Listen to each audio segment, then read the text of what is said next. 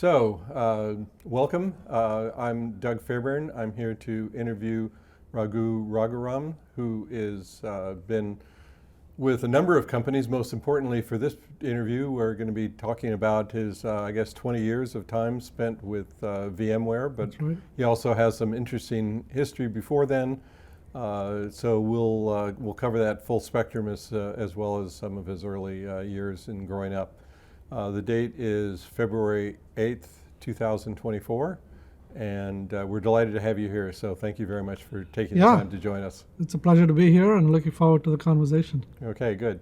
So as I've indicated, we'd like to just start from the beginning. Where and what year were you born? And tell us a little bit about your early life and how that may have helped shape your later career. Wow, that's going back really far.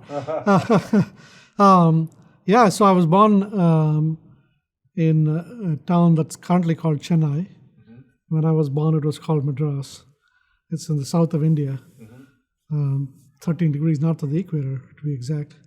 I was born in 1962 and grew up there until I went to university. And then what was the nature of your family? You have brothers, sisters? I had three sisters growing up. One of them passed away when I was really, really young. So two sisters growing up. And your parents were professional people or workers or what? My dad was an entrepreneur, and my mom was a homemaker. And but my dad's business was in the same town, in that town. He had a small business manufacturing what in the US we would call over-the-counter medicine. And basically selling it to pharmacies in that state and then on to end users, of course. Were you involved in that in any way? Did you help him or? No, I wasn't involved. I went to school, played around in the backyard and streets and whatnot, and that was my life growing up. You involved in any sports? Yeah, of course. So during school, I played a lot of different types of sports. But any kid growing up in India, cricket is the thing that you play. Right. And so I played a lot of that. I played also in India when I was growing up, field hockey. Oh, really? Which is not too popular here, but it was popular there. And volleyball and whatever was on the playground we played, but those three I played more of. And I was part of the school team in cricket and so on and so forth. Yeah, so I was very much into sports, which I am till today. Especially team sports. I enjoyed the team interaction and going after a goal and those kind of things, which have carried with me even till today, right? And it's part of my formative experiences for sure. And I was in one school all the way from kindergarten to what would be called a high school senior here, right? And then I went to university. Did you find any particular areas of interest at the time? Were you just sort of taking normal courses? Was there any chance to? We didn't have the concept of electives, but I was pretty interested in science for sure. And I was pretty interested in history. And then the science led me to pursue my first master's degree was in physics. And then I switched to AA, and then got a master's in AA. And I went to what's called the Indian Institute of Technology, first in Chennai and then in Mumbai. And so I had great science and math teachers at school, and those were the early influences, like it is for all of us. So they'd instill in you a love of the subject, so to speak, right? You mentioned history. Is there any particular time in history or subjects that you're particularly interested in or pursued?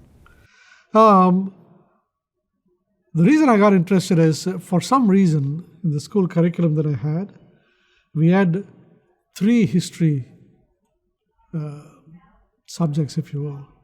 World history, started with Indian history, world history, and US history. Strangely, US history. But I was certainly interested in ancient India, which today is one of my interests.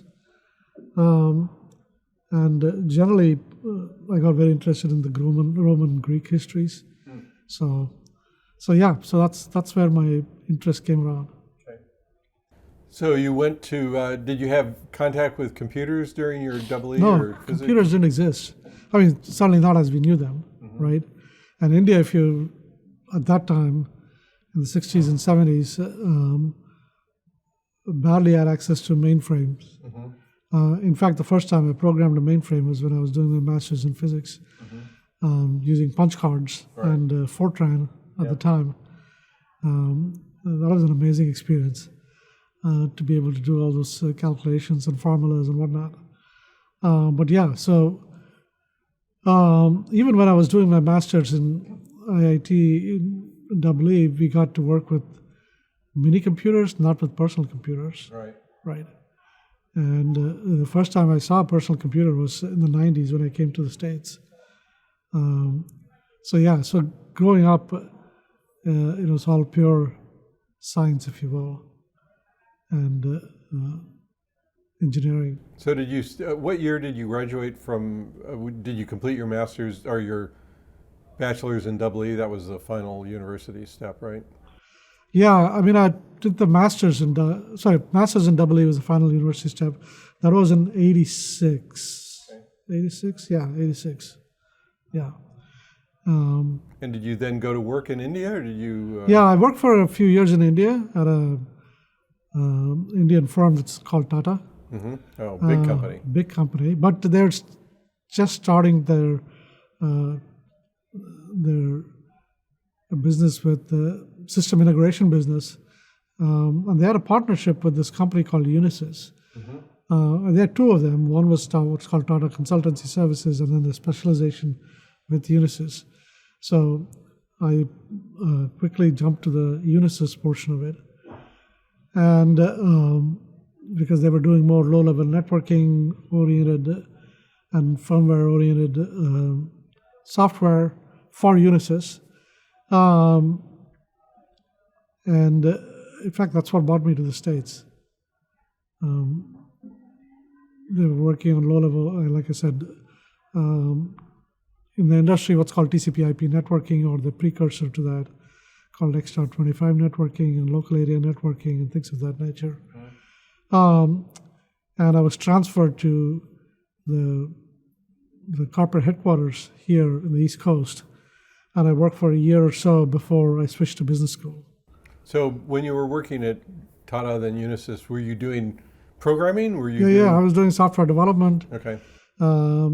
Development in Unix and firmware and things of that nature, more networking oriented, network management, and we were building a network management product for Unisys. We were building a interactive voice response product as well, and that was great fun actually. And that was, I think, one of the first ones of its kind in the late 80s, early 90s. We were building protocols for doing ATM transactions for banks, so things of that nature. And I was promoted to be a manager of a team of people, and got to go out and visit customers and interact with customers on how they use the product and so on and so forth. And that got me interested in the business side, and that's when I went to business school. Okay, so how long were you, when did you first come to the United States then with Unisys? 89 or something like that. 89, so you worked 90. there 2 or 3 years and then moved here, and how long how long did you work here before moving on to business school? I must have worked in the US for 2-3 years, around the time the Gulf War started, the first one. Then I went to business school in 94. And did you apply to several schools? I guess you went to Wharton, is that right? Yeah, I mean, I particular applied reason to you mostly picked the that? East Coast schools, Mm-hmm. and I got accepted at Wharton, MIT, in Chicago. There was a dilemma between MIT and Wharton, but at the end of the day, I was married by then, and my wife was working in Philly, so it was an easier choice. So I was wondering, did you were you single and you could go do what you wanted, or you had a family to support? Yeah, or, I had a family. We didn't have kids, but I did. I had a family by then. Yeah. Had you met your wife in India then before coming exactly. here? Yeah. So yeah, that's why I chose Wharton, and it's a great school, right in the backyard, so to speak. And I had a wonderful experience there. And then, Now, when you went there, what was your vision? What was your goal in terms of, or you just wanted business, a background? What did you two envision things. yourself doing? I felt the more I got into talking to customers and so on, the more I liked the business side of the product. So I sort of felt I wanted to continue in technology, but be more on the business side of the building products and building businesses and so on. And though I had no idea of what it took to build a product in Silicon Valley, and that all came about after I was fortunate to get into Netscape right after school. And one of my very lucky breaks in life was not just that I managed to join Netscape, and I'll tell you why Netscape in a second, but also the person that hired me, his name is Ben Horowitz, who's now a luminary in the Valley, right? And not just in the Valley, in the industry. And he grew up as a product manager as well, and he was hiring a bunch of fairly raw people, either out of business school or in the industry, as product managers for a range of products Netscape wanted to build, or started to build rather. And so I went to product management school in Netscape, if you will, and literally had to unlearn some business school stuff. But yeah, so when I was in my second year at Wharton, I started using the browser, right? I mean, I'd used things like FTP and Gopher and all those sort of early internet tools. And then when this came along, I still remember I had to do some project about, at the time, if you remember, the telecommunications and what do they call it? The internet superhighway. All of those were very trendy ideas, and I was doing, one of my electives was around telecommunications, and I was doing some research, and I found like I could literally get on the web, on the browser, and access telecommunication policies of various countries and so on and so forth. And that was the aha moment. Say, look, this thing is something nobody's seen before, right? And that was a key motivation for me to come to Netscape. And then, like I said, I worked. Netscape was one of those companies that was growing in so many different directions at the same time. And besides the browser, they were building server products and products for what today is known as internet email and collaboration and various things. And so I was, right out of business school, I was given responsibility for being a product manager for one of those products. And little did I know that I knew nothing about product management. And so that's Ben took us to school, if you will. In fact, he wrote, it was a 2-pager, maybe it was even a 1-page, I don't know, fairly short document that was titled Good Product Manager, Bad Product Manager. It was written for the 4 or 5 of us that were working for him, because none of us knew product management, and he got tired of correcting us. That document actually became very, very famous in Silicon Valley, and it's floating around on the web. You can actually look it up. A lot of people subsequently took that as the mini Bible for doing product management with software products in the Valley. So And subsequently, he and somebody else wrote the next version of it for when he became a first-line manager, and so on. And it had its own history as well. So, yeah. So Netscape had been founded in 94. You joined in 96. Yeah, it was about 300, 400 people when I joined, I think. And 400 growing, people, still I think. growing very rapidly at that time, right? Yeah, it was still growing very rapidly. Like I said, there's so many things you could think of on top of the internet, right? And Netscape wanted to do all of them Right. in a very short time. And so it was growing pretty rapidly. And it was still 2 years before the Microsoft impact was felt. Maybe a year and a half, 2 years before, I think. Yeah, so we were growing pretty rapidly then. And they were already public. They'd gone public in 95, right? Yeah, in the summer of 95. So I joined about 3 quarters after the became public, I think, something like that. And so there must have been a huge euphoria around the company and excitement and so forth. Did you, the founder, Yeah, one of the founders? I was interviewing around that time. Yeah. So it was One of the huge. founders was Jim Clark. Did you work with, was he still active in the company at the time, or? I think he was still active, but he was no longer the CEO by the time I joined. Right. He was, I think, the chairman. Jim Barksdale, who they had hired from FedEx. He was the CIO of FedEx, if I remember right. So he was the CEO. And then we had a browser business and we had a back office business, if you will, back-end business. And Ben was part of the team as a director, so I worked for him.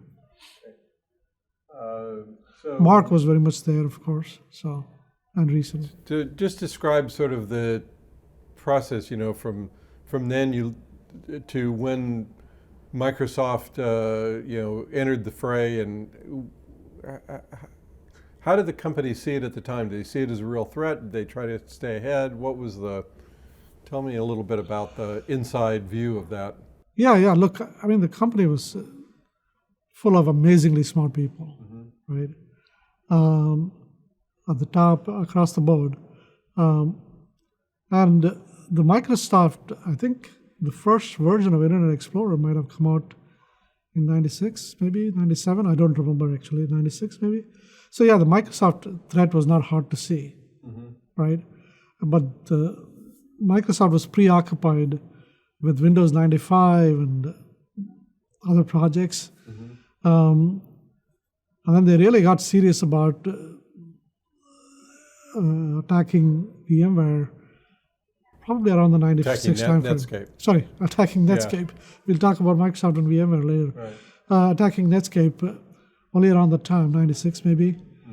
And it was a playbook that's well established in Microsoft's arsenal of weapons, right, which is attach it to the operating system, do not charge for it, etc. Which is one of the reasons Netscape wanted to build this set of back office products, right, so that you could lower the price on the browser, because it was pretty clear that you wanted both, right? Because no point to browse if you're any enterprise. You want to build your own websites and do your own email and so on and so forth. Microsoft, and people were willing to pay for that, and Microsoft was not going to give those kind of products for free, right? So they had what was called Exchange at the time for mail, and a set of products for those sort of functions, and they had created what was called back office. The people like Ben and Mark and the other folks in power at Netscape said, let's create an internet version of back office. So that it'll be all based on open protocols, which means for customers there will be no lock-in. And if you're buying back office, you'll be willing to pay for it. It's not a question of just giving it for free. Then if you sell the whole bundle. So it was a good strategy, right? It took time to execute, number one, and number two, to make the revenues transfer over from being all browser-centric to enterprise back office-centric. And in the meantime, the customer appetite for the Microsoft browser started growing as well. And VMware also, I mean, we were all new to this enterprise business, right? An enterprise business at scale. And at the same time, there were so many other, we were doing consumer web directories like Yahoo was, and so on and so forth. And so there's so many things that VMware is trying to do all at the same time. And I think in the hindsight, I think that was one of the issues for, sorry, I keep saying VMware. Netscape. I should say Netscape again. I was very conscious of those issues at VMware. That was one of the issues for Netscape. And also browser innovation and browser quality. You had to do so many of these things, right? So that also slowed down a bit. And so net, those were things that weighed on us. So yes, the Microsoft attack was very significant, but also Netscape's execution also had challenges. So there's a combination of some internal and external factors that led us to the challenges that Netscape had. So the execution, trying to do too many different things and doing these things at scale with enough enterprise quality. I mean, it's very, very hard problem. Even today, it's very, very hard for a company to execute on the consumer front, on the advertising front, on the enterprise front, all at the same time. I mean, and Netscape was all of 5 years old, right, or 4 years old, whatever it was. So that was the execution challenge. Was there? At what point did you see that this just wasn't going to work, or that you? So Netscape got sold to AOL, Right. and AOL, if you remember, was growing like a weed, right? Entirely proprietary network, soup to nuts, right? And I'm sure you remember the AOL floppy disks that were handed out all over the place. Right, absolutely. And their proprietary mail system, you got mail, they made a movie with it, right, if you recall. And so they were riding the peak of their powers, and they also saw that an open internet network would someday surpass the closed network, right? So that's a big reason why they bought Netscape. And the interesting thing was they had a very successful e-commerce business, advertising, shopping advertising business, advertising business that could be applied to e-commerce, it could be applied to banks, it could be anything else, right? So the whole idea was the Netscape division was going to bring the equivalents of those into the internet. Okay. So Ben was given responsibility for creating the first e-commerce business that was based entirely on internet, right? And so I was part of that. And so that gave me a good exposure into building consumer products on the internet as well, which was an interesting experience. And then a lot of the Netscape people started leaving, and I left as well, when it was pretty clear that the center of gravity was still in Washington, D.C., or outside Washington, Virginia, where AOL was. For AOL, yeah. Yeah. So that's when I left, yeah. So did it get to a point where you actively started looking? Did somebody come and find you? You were going to Bang, is that right? The next? Yeah. So I had made up my mind to leave. And then somebody told me about, I was meeting companies and somebody told me about Bang Networks. Bang Networks itself was super interesting. By the way, on the America Online side, a lot of what is standard practice today, especially in the consumer business, of being extremely data-driven in how you look at what to build, right? And this idea of having effectively a two-sided industry model where you're making money from the advertisers, but you're really providing value to the consumers like you and me, right? America Online was the forefront of that, and they had a lot of practices that I think you can still see the elements of that in well-run B2C companies even today, right? So there's a lot that they did right, in my opinion. And their network... Netscape, you're saying, or Bang? America Online. Okay. And Netscape learned some of those things. Yeah.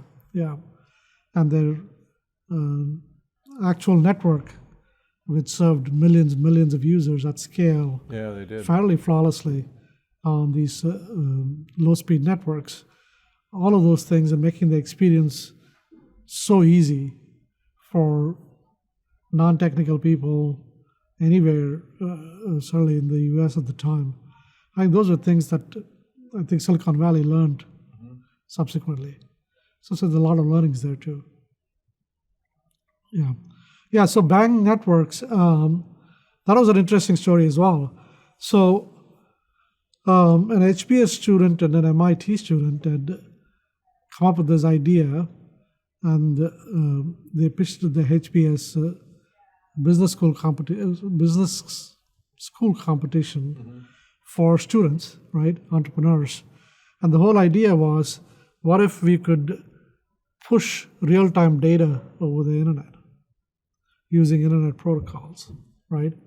And they had come up with technically what was called a way to use the JavaScript on the browser to keep a connection open to a backend server so that you could continuously push data onto the browser. About usage and who's doing what. Let me give you an example. Sort of gather data. Sports scores, stock. All the right? application stuff. Yeah. Application stuff. So a company like CNN, right, could produce streaming news headlines that would literally go onto the CNN, to your browser page. And that was very hard to do and very hard to do at scale. And these guys figured out the tricks to do it. And so, and they won the business school competition, like I said. And they went and started this company. They got funding from Sequoia Capital to do that. And that was Bang Networks. And this was in 99, 2000, around that time. And they had just started getting great traction with internet trading companies like E-Trade, news companies like CNN and CNET and things of that nature. And then, of course, the dot-com crash happened, right? All their customers went away, right? And but they still had this foundational technology. So I joined, and soon after, the dot-com crash happened, right? And so all of our customers went away. We had to repivot towards the enterprise because at the time, TIBCO was a company that was doing really well, again, in Silicon Valley. And TIBCO's secret was they created software that was used by traders, Wall Street traders, to get real-time stock information on next to their Bloomberg. In fact, all the news that they got on their Bloomberg screens, the technology used by Bloomberg was TIBCO, and other banks and trading companies, all the big Morgan Stanleys of the world and so on and so forth, use TIBCO to outfit their traders with real-time trading information so that they could trade stocks. So the question that I thought was, hey, what if we could do it over the internet on the browser, right? You could serve a very large set of users, and you could serve users anywhere, etc. So we pivoted to creating that internet technology, because my history always had been internet protocols. Remember, I started from the networking side, internet protocols. We built the email protocols and directory protocols, etc. in my group, in the group that Ben ran while I was at Netscape. And this was yet another use of internet protocols. And so that was the company, Bang Networks. But with the dot-com crash and the spending all going down, we could not sustain the funding, and we got customers, but we could not get enough traction.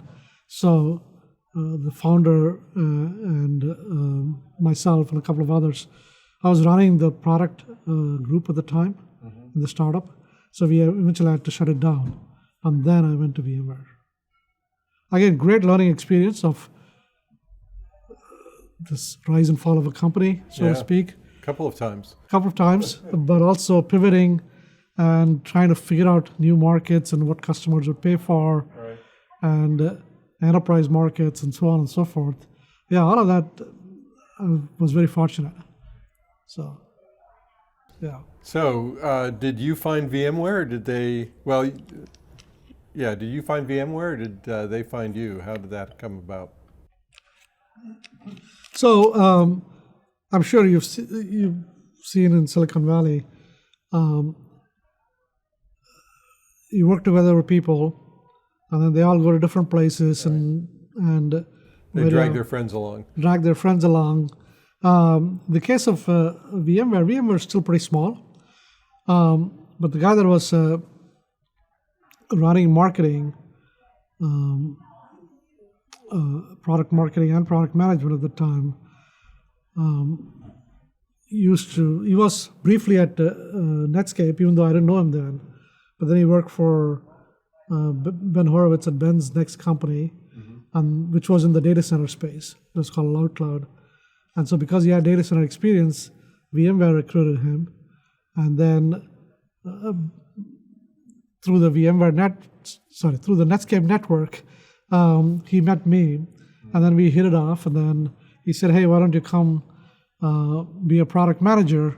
Because we are building a product management team. You start out with these, what was at the time VMware's early desktop product, and then we'll see where it goes from there, right? So it was VMware at the time was a little bigger than what Bang Networks was when I joined. Bang Networks was like 25 people or so when I joined. Netscape was about 400 people or so when I joined. VMware was in the middle, maybe about 200 people. Only or had so. a couple hundred people, huh? Yeah. But the amazing thing that Diane Green especially did was they put out this initial desktop product, put it out on the web, and with a roughly $300 price point, $289 or something of that nature. And people used it, and so they bootstrapped themselves. They didn't take venture money, right? And so they were living within their means right from the get-go. The financial discipline was pretty amazing, number one. In fact, VCs fell over themselves to give Diane money, and Diane did not take money until much later. She took money by the time I came. But during the process, Michael Mullaney was his name. And then Michael introduced me to Diane, and I spent some time with her. Like I said, an amazing person. And I sort of made the observation that a lot of our revenue was in this desktop product and another product that ran on top of the Microsoft operating system. And once you understood the technology, you knew this thing was itself a kind of an operating system. And they were trying to build one that actually ran directly on top of the CPU and ran operating systems on top of it. And so, on the one hand, I found that very, very interesting. On the other hand, I remember the conversation with Dan where we talked about how that was the future, right? But all of the revenue was in the current, and the current source of revenue was very vulnerable to Microsoft because, I had seen the Microsoft movie, and she had seen the Microsoft movie too, not participated directly in it, but seen the Netscape movie. So it's imperative that you move the revenue over, right? Which means you grow that other business really fast. And so we talked about all of those challenges, and so there was an alignment of views, and so she said, hey, why don't you join us? And so I joined being the product manager for this desktop product, which was a pretty amazing product because in Silicon Valley, there is this popular term called product-led growth, right? And the idea behind product-led growth is very simple. You put out a product, especially once these products are all SaaS companies or can be experienced over the with your mobile client, right? You put out something very useful and very compelling, and people start using it, and they start telling their friends and buddies about it, and it grows, and then you go from a free product to some paid subscription, and that's the genesis of the product-led growth term. VMware was doing product-led growth. By the way, even Netscape was doing product-led growth, because the browser you paid $49 or $29, I forget what it was, for it. So it was not a new concept, but VMware made it work in the enterprise context. It was not a consumer product, and people are paying $200, or $300, which is a sizable amount of money, because the sysadmins, what they were able to do was they were able to use their same desktop, right? And most of the time it was desktop because the laptops were just not getting powerful at the time. And they were able to run Linux on top of their Windows, or have a second Windows instance on top of their Windows, because they had to, as sysadmin, you had to test new things before you put it into production, right? Whether it was an email system or an application or whatever. And if you're a developer, you used one Windows instance for your development, and then you use another Windows instance for testing. Or you're a Linux developer, and it was pretty hard to get Linux desktops working well, especially on cheap desktops or laptops, right? And so you could run Linux on top of your Windows desktop. So it had a rabid fan following, the kind of fan following you would associate with Apple products, for example. In fact, in one of our early company offsites, and I still remember, we got this email from a user, right? And telling us about, a lot of emails from users telling us about what the product should do and how they liked it and what they use it for, etc. This was literally a monk in a monastery in Tibet. They could afford only one desktop. Right. Okay. They could run Obviously, multiple. Yeah, they had multiple people wanting to use it, Right. and so they had literally monks sharing this desktop. Talk about impact, right? It was amazing. So anyway, so that was the product, and then very quickly they asked me to manage the what is called the hypervisor product, and that was the main product of. So it says that you were manager for ESX and vSphere. Correct. So ESX is the desktop. No. Well, I think they left out the little detail. Yeah, probably. I was the manager for the workstation and the GSX product, and then the ESX product. Okay. Now, ESX is the hypervisor. Okay. It is literally the product that created that category, and it is the product that created that industry and made VMware what it is. And that in summary is what? Can you explain it just briefly? Yeah, so the hypervisor, think of it this way. A regular operating system runs on top of a CPU and obviously the disk and the network, and makes it possible for multiple applications to use that single machine, right? Now, it turns out that there are 2 or 3 things that turned out to be issues with it. One is, if there was one single application that was not performing well, right, or crashed, very often it crashed the whole operating system. So you could not run multiple applications. Yeah. It is sort of okay if you're a single user, right? But it is not okay if you're in a IT back office and you're running multiple applications, right? Your email system and your accounting system or whatever it is. So people very often tended to separate these things. Once you separate these things, the amount of the CPU power was much greater than any single application. So a single application was probably using 10, 15%, 5%, right? So that was the other problem, right? And third is all these machines were consuming a lot of power too. And in the data center, power is very expensive. Because a lot of data centers are literally overgrown closets. If you have an overgrown closet in Manhattan, it's not very easy to expand it, right? So what the hypervisor did is it brought back a concept that existed in the IBM mainframe, but people said it cannot be done on top of an Intel CPU because of a design flaw in the Intel CPU. I see. Okay? The genius of Mendel and the 5 students that worked with him was they showed that the Intel CPU could be virtualized. What that means is you could run multiple operating systems and have multiple operating systems share the same single machine. And that was due to the magic of the single piece of software called the hypervisor, which made each operating system think it had the entire machine to itself when it really did not. So it's multiple versions of Windows or whatever that Could be multiple. Didn't have to be Linux or some other operating system, but you're just running multiple versions of the. It could be multiple versions of Windows. Yeah. It could be mixed operating systems, Windows and Linux together, right?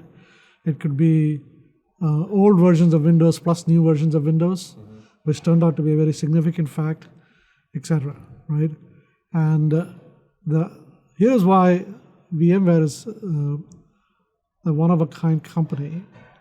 Not only were the initial engineers, not just the first 5, but the first, call it 20 or 25, whatever it is, so amazingly talented, they thought about this use case 3-4 years before they started the company. They always knew.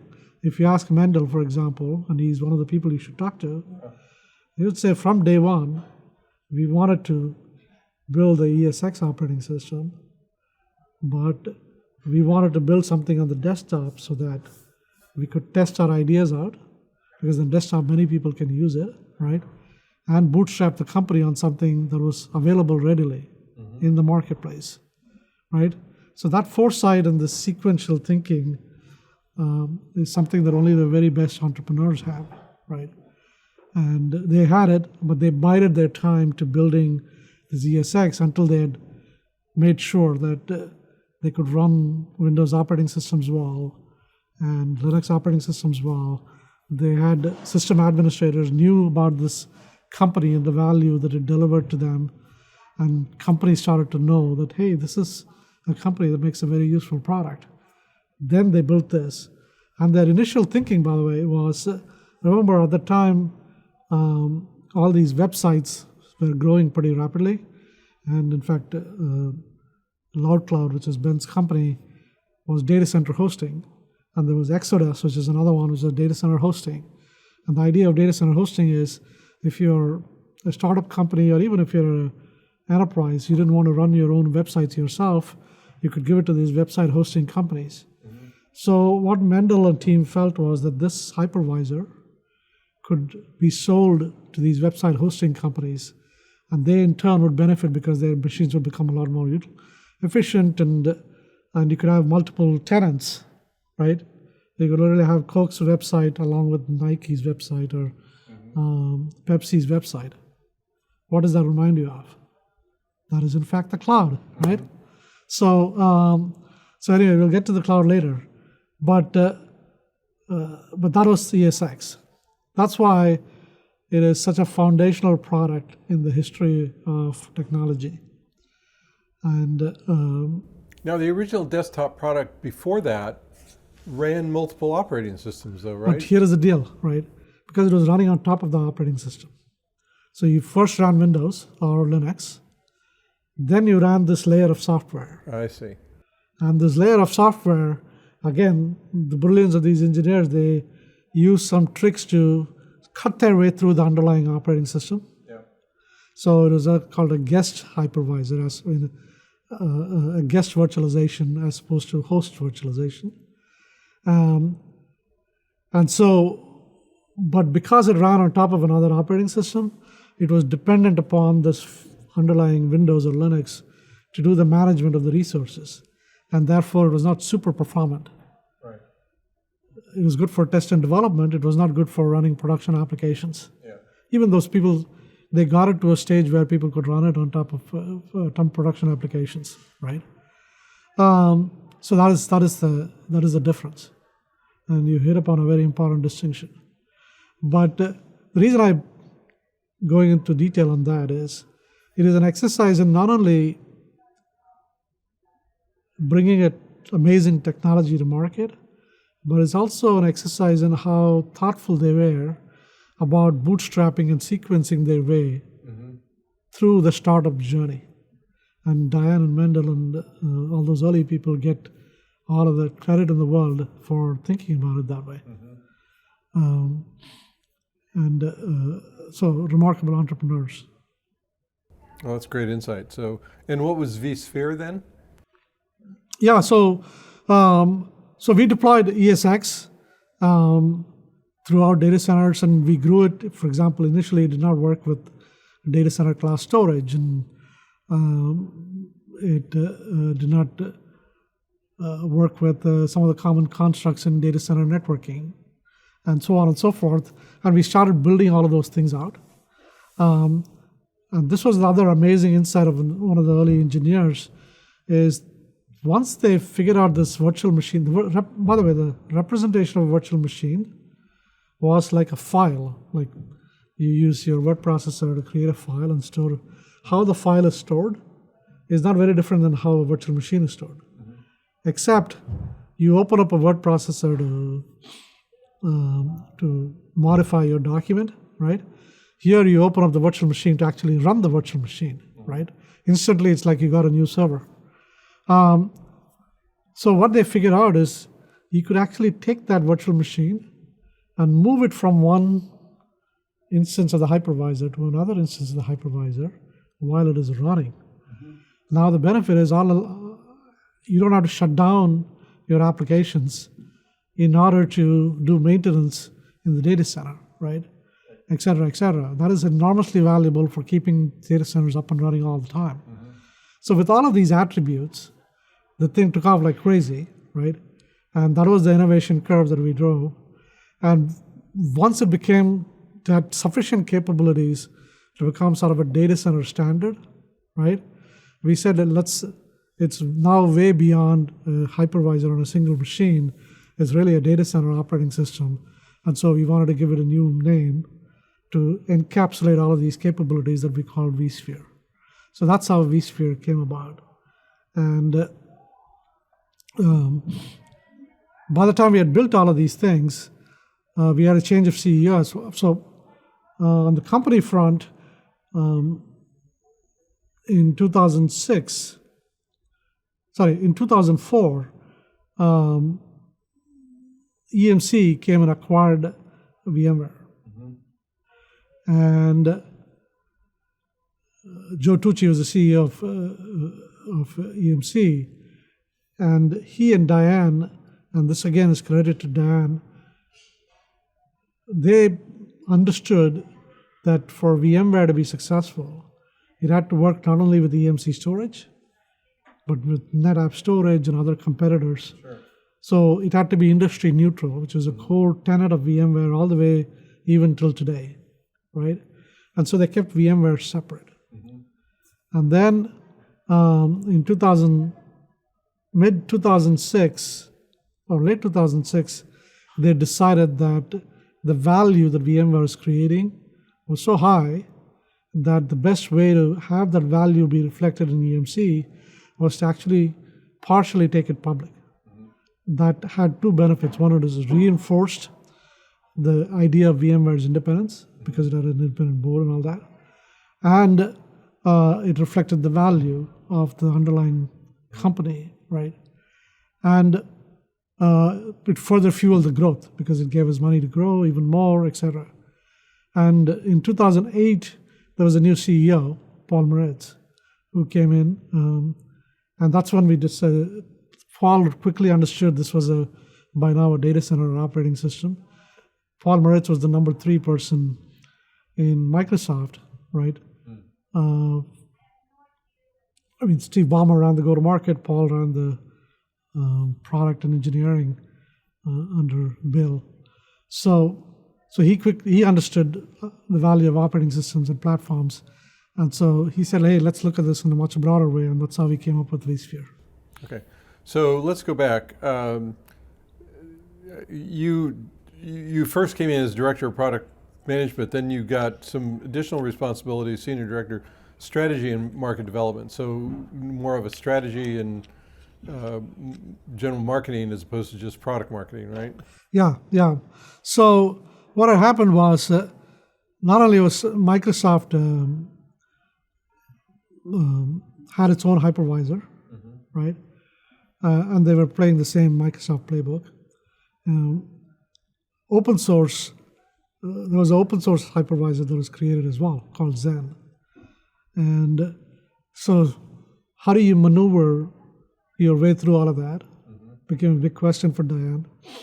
And then secondly, one of the keys to having this be very successful is building relationships with the system vendors who are called OEMs in the business, like HP, Dell, IBM, etc. IBM was still in the x86 business. And in fact, IBM was the first OEM that supported VMware because they knew from their mainframe days the value of this technology. Right. And so you had to work with them strategically, and that was the market development portion of it. So Diane asked me so you needed somebody that could understand the technology, could understand the strategic chess moves that needed to be made, and the kind of partnering that needed to happen because we had to be much bigger than what we are in order to defend ourselves from Microsoft. So that's why she asked me to do that. And so we strengthened our partnerships with the system vendors, right, with the Dells and the HPs and the IBMs of the world. And then we came up with strategies to counteract open source as well, right, and keep Microsoft at bay. So that was my role. Yeah. So what were the key elements of the strategy or product development that allowed you to keep Microsoft at bay versus what had happened in Netscape, for example? Yeah, I mean, I think two very different considerations for customers, right? So if you think about Netscape, certainly on the browser side, as a user, I could go from the Netscape browser to Internet Explorer. Yeah, I would probably take a week to learn all the nuances, but then I'd be good, right? Which is why, by the way, Netscape wanted to get to the back office, which was a lot more sticky. So the first difference is that in the data center, this is foundational technology, right? And so you're not going to change it overnight. Obviously, you can still change it, but it'll be more of a thought out process, number one. And then number two, the quality of the technology mattered a lot more, right? And here is where the engineering expertise of VMware came into play. The product was rock solid, right? In fact, that was the first thing that people always used to tell us is this thing never goes down.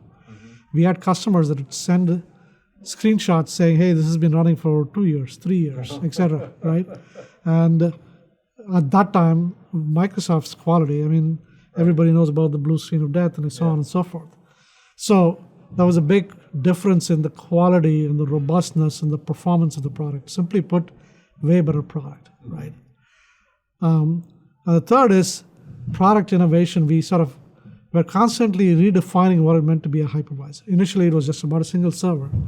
Then we said, hey, it's about a cluster of servers. Then we said it's all these features for mobility and high availability and manageability and recovery and so on and so forth. So that was all of that, right? And the things we attacked had a very discrete ROI. So if you could go to a customer and say, Mr. or Miss Customer, you could use Microsoft, but at best you'll be saving on VMware licenses. But here is all the savings that we can generate that Microsoft simply cannot generate by way of all these things. So it was a better economic proposition, right? And all these application vendors, they were all certified to run on VMware. So we cultivated the ecosystem. This was the strategic part, right? We had an internal calculation at VMware that said for every dollar we make, we wanted the ecosystem to make $10, right? And so all those folks were instrumental in pushing VMware forward because their products worked best with the VMware. And the sysadmins themselves, they were trained on our technology, so they didn't want to get retrained. Yeah. So while the product was free, the cost of the switching and all of the surrounding environmental and ecosystem effects was so big. So those were the things we focused on, which was a big part of my role. So you're doing that, and then you moved on to data center operations. Yeah, it was called Data center desktop. Data center. So when Paul Meritz came into the company, he put me back in responsible for product management and product marketing. And we had, at that time, 2 lines of business. One was we were selling on the data center side, like we were talking about. But we also learned from our customers. One of our customers were using it to run desktop operating systems in the data center, in the DMZ to be specific, and have remote contractors access it. Because this was a big global insurance company and they had contractors in India. And so instead of shipping them desktops and so on, they said, look, we'll run these things. You just access it over a secure network. And so that became the foundation of our desktop business. So we ran that. But very quickly after that, Paul said, let's make actually 2 divisions, a desktop division, a data center division. And he asked me to run the data center division. So that's what you're referring to. So what were the other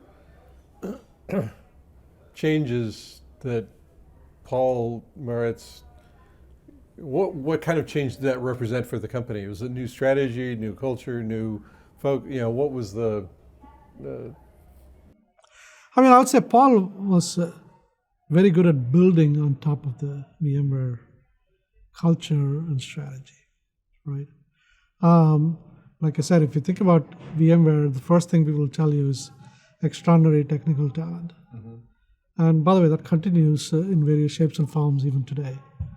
The second thing people will talk about is the culture. It was very collegial, and I think the roots are, again, because a lot of the early people came from academic and research backgrounds, where it is more of a collegial culture, right? It's more about getting to the right answer, not about being right, right? And it's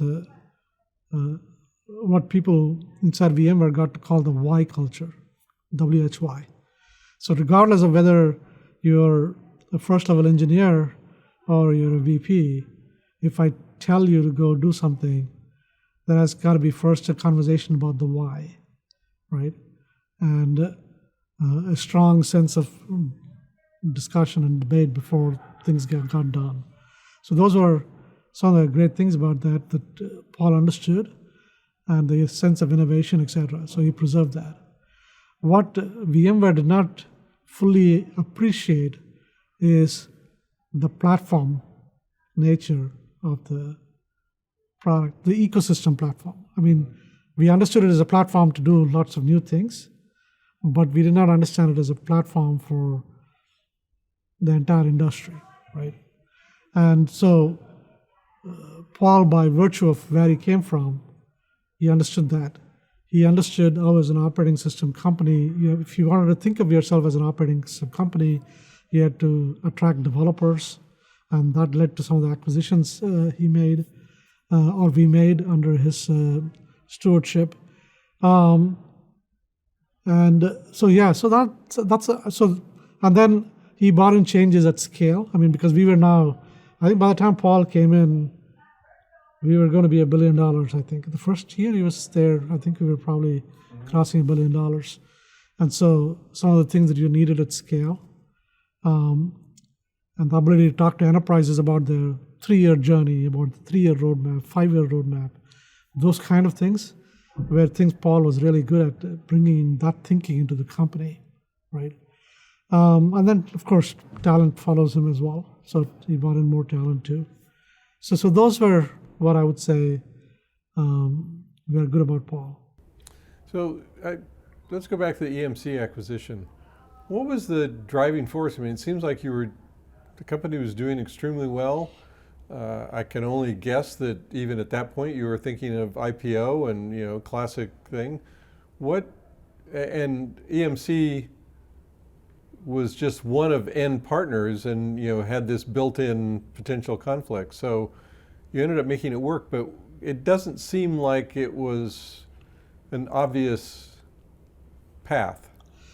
Yeah, I mean, that is historically one of the great what-if decisions of VMware's history, right? What if we had stayed independent, and which path would VMware have taken? I would say there's a couple of things. One was there was a general uncertainty around the Microsoft competitiveness, right? Could Wall Street be convinced about the standalone independent strength of VMware in the face of Microsoft commoditizing, which they did. They tried to put it in the operating. They tried their best to put us out of business, and they did not succeed, which was one of the singular. It was refreshing after the Netscape experience, but one of the singular parts of my VMware experience. So I would say that was a big factor. And everybody and their brother, in terms of big companies, wanted to get after VMware as well as buy VMware. The other unknown was what would Intel do, right? So we were literally, one of the reasons I joined VMware was we were literally this interesting layer between two giants, Microsoft on one side and Intel on the other side. I mean, we were literally the wedge in the Intel monopoly, or duopoly rather. So yeah, those uncertainties that, and I mean, you should really talk to the board members at the time of all of the pros and cons. Ultimately, I think EMC made a great offer. And like I said earlier, agreed to preserve VMware's independence. And that convinced Diane and team, So how did that impact what you were doing? Did, EMC was one of your partners. There were many other of their competitors who were also your partners. What did that mean for you in your particular job function? Did it make it harder? Did it help? Did it, what was the? Yeah, I mean, there was quite a bit of education to do, right? But like I said, one of the Education of your customers. Customers and partners. Okay. Right. Right.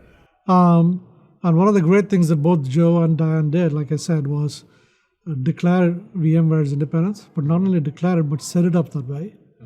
And Joe himself, he was a tireless sales advocate for VMware, but he always used to say, look, I'm representing VMware, not representing EMC to all of the customers.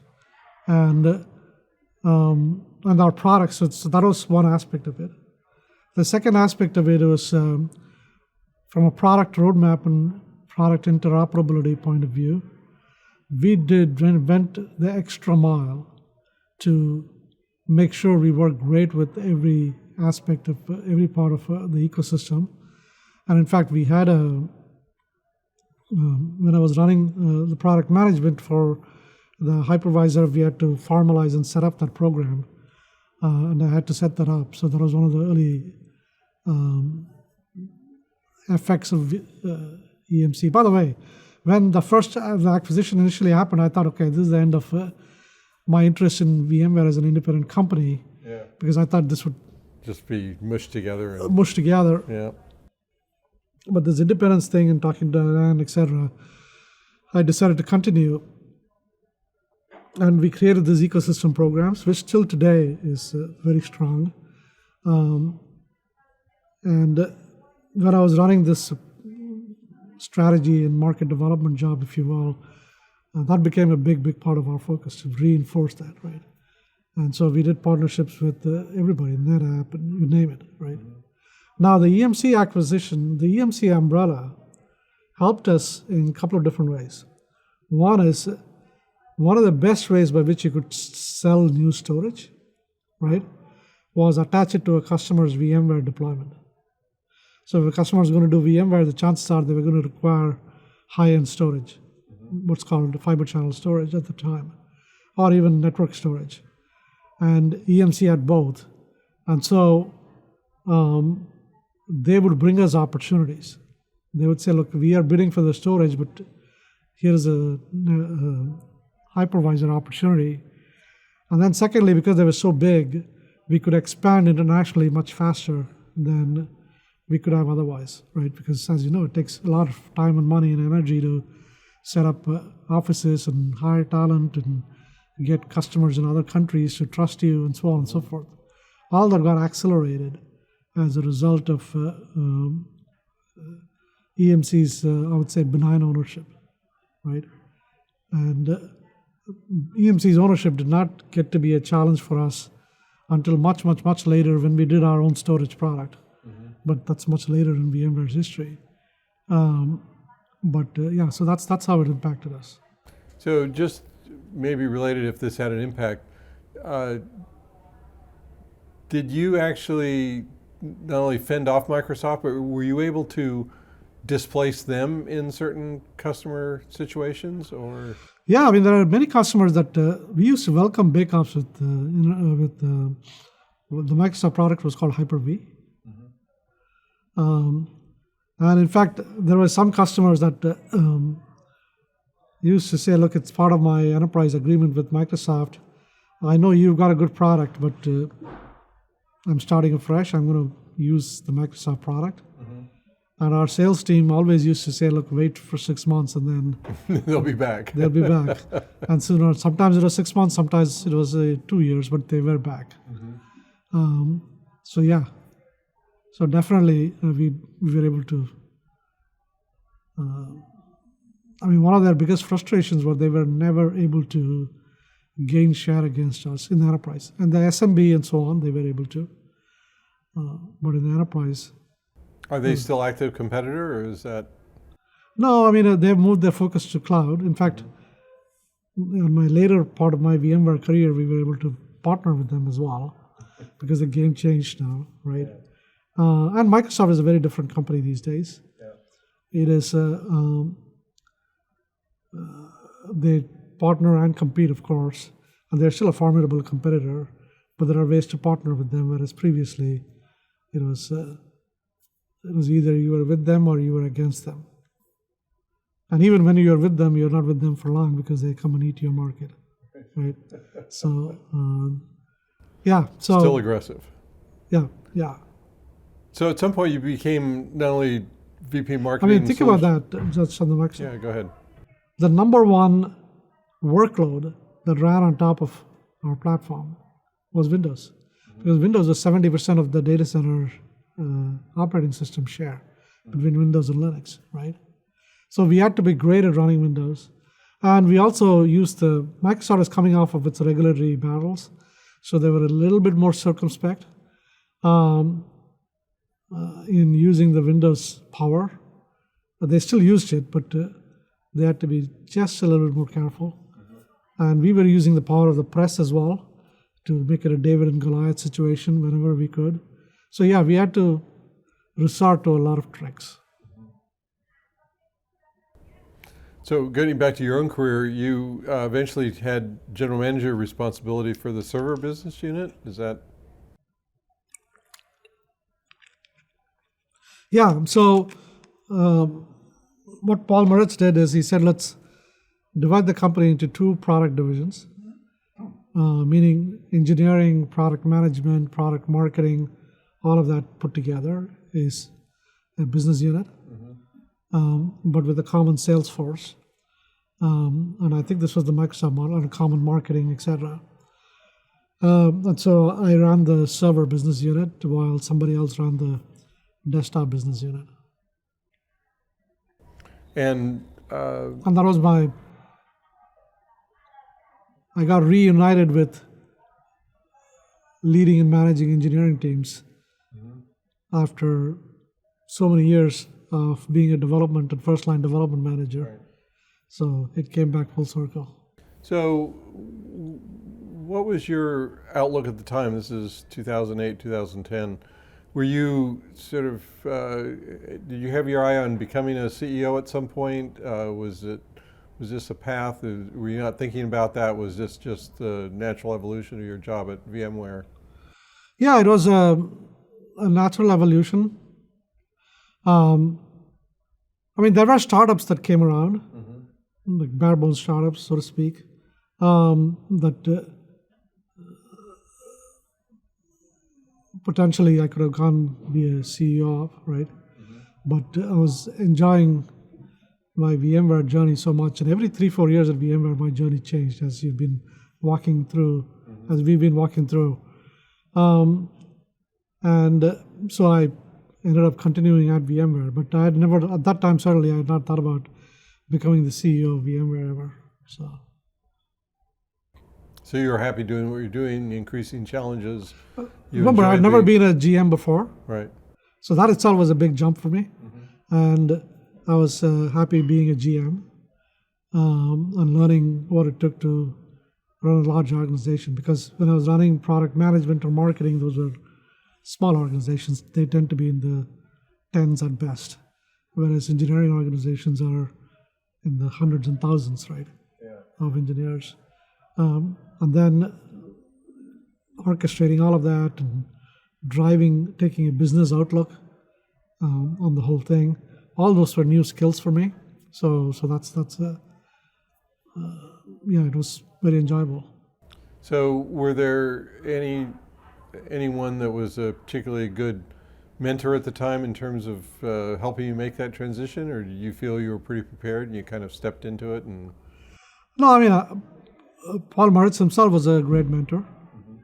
I talked to industry peers that were running business units and so on and so forth. And so it was primarily internally within the company, talking to various people, talking to VPs of engineering and so on and so forth. So that's how I approached it. How large was your business unit at the time? What was the revenue associated with that? Do you remember? This was probably around 2009 or 2010. Yeah, from 2010. 9 and 10, basically, Yeah. a year and a half. So we were probably about $2.5 billion in revenue of as a company, of which the server business was probably 2 billion of those, Okay. right? The vast majority. Yeah, but the products unit scattered only about new product revenue, and the maintenance revenue was kept separate. So think of the new product revenue was probably about half of that, maybe $1 billion or thereabouts. So yeah, it was a sizable thing, and I was reporting to a head of all products. His name was Richard McAneff. He had also come from Microsoft, and he had experience running large engineering teams at Microsoft and product teams. So he was a good source of education and learning for me as well on managing engineering teams and streamlining things and so on and so forth, all the things you need to do. So. And then it was, you kept moving up, you were cloud infrastructure management, business as general manager. Is that a different job than the server? Yeah, I mean, it started out as a server. So then what happened was we had a number of, in addition to the hypervisor, we had built technologies to manage these virtual machines and workloads. And what Paul did was, he said, let's take that out and create a separate business out of it. And he hired somebody from the outside because there were companies like BMC and CA and even IBM and others that were in the job of managing data centers. So Paul said, hey, let's start a business around, I mean, Paul and I were collaborating along all these, around managing these workloads. And so we separated it out. One of the early conversations I had with Paul in 2009, maybe, 2008, 2009, was he said, hey, how big can this thing get? Just our core business. We did some fat thumb in the air guesses, and I guessed about 4 to 5 billion. And so Paul said, let's start building more businesses. One of the businesses he was passionate about was this developer platform, and we went and acquired a company there. And then there's management business, and there's infrastructure. So we had grown from 1 to 4. We had the desktop, and this the platform business, now the management business, and the core server business. And then I started expanding the server business. We had one of the engineers, or some of the engineers had figured out, hey, given that we have the hypervisor, we could do amazing things, and we were managing collections of servers, each of which had their own storage. We could actually build a storage system that spans all these things. And then similarly on the networking, we had figured out that given we were, all of the network traffic were passing through the hypervisor on the way to the switch, we could do things that you would otherwise do in the network, but in software, right? So we started expanding our scope and said, look, it's not just the server, let's start building these other products. And so we said it is data center infrastructure. That's how that came about. And so that's the expansion, because we knew, and this is the other amazing foresight that I would credit all the way back to Mendel Rosenbaum. When we did our IPO roadshow with Diane Green, and I went as part of the person that was involved on the product side, we used to show a picture to the investors of, hey, once you have the hypervisor, achieve a certain amount of growth and footprint in the hypervisor market, what else can you do? Mm-hmm. So we had sort of a circle in the center, and we had satellites, if you will. We had a satellite around storage, we had a satellite around networking, around security, around management, et cetera, et cetera. We had no idea that all of these things, but Mendel always had the theory that you could do a lot of these things. And we had zero investment, nothing, right? Mm-hmm. It was amazing that after so many years, and Diane and Mendel were long gone at the time, that we started putting these things in place. So that's how we started growing. I started growing these businesses, first inside the division, and then we started breaking it out of the hypervisor group as well. And then it was during Paul's time, towards the end of Paul's tenure, we bought the management business back under the fold of what was called data center infrastructure, mm-hmm. and we called it something, I forget what we called it. We called it infrastructure and management group, mm-hmm. right? Because on the management team, we started doing some acquisitions as well. So we had started getting acquisitive as a company during that journey. And this is a journey that a lot of companies go through. You first win your original product category, and then you use the position that you've gained with the customer to build things that are adjacent, where you have a natural advantage, and then you complement it with acquisitions. And then pretty soon you have not just one business, but you have multiple. You go from one business, one product, to multiple products, to multiple businesses. And that was the journey that we had started going. So there were quite a number of acquisitions that you did. Were those driven by, for example, were you often the champion of that to bring that into your area? Is this driven from the CEO? Is it sort of collaborative? How did, at least with respect to the portions of the business that you were responsible for, how did that happen? Yeah, VMware was always a super collaborative place. And so ideas could come from the business unit, either the engineers or the product teams. Ideas could come from the customers through our sales teams.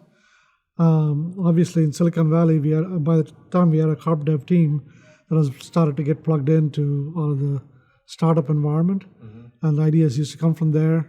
Or as a CEO, you get to meet a lot of people and ideas. Yeah. So ideas literally used to come from lots of different places. You typically had a sponsor for an acquisition, and the sponsor was whoever was closest to the business. Mm-hmm. And so I was the sponsor for the things that fell into my purview. the person that was running the management business was a sponsor for the things that were running within the management purview. But because I had been with the company for a long time and I knew the technology, the horizontal space really well, and I was well connected in the Valley, I was always involved in all the acquisitions. As a person that was either vetting whether we should do the acquisition or vetting the team or things of that nature. So I was involved in many of those. I think VMware as a company, we probably did somewhere between 60 and 75 acquisitions, I would imagine. How many? Between 60 and 75 acquisitions. 60, wow. A lot of Very them are large small because we prefer to buy very small ones. But small or big, they all take a lot of work. So how did that go? I mean,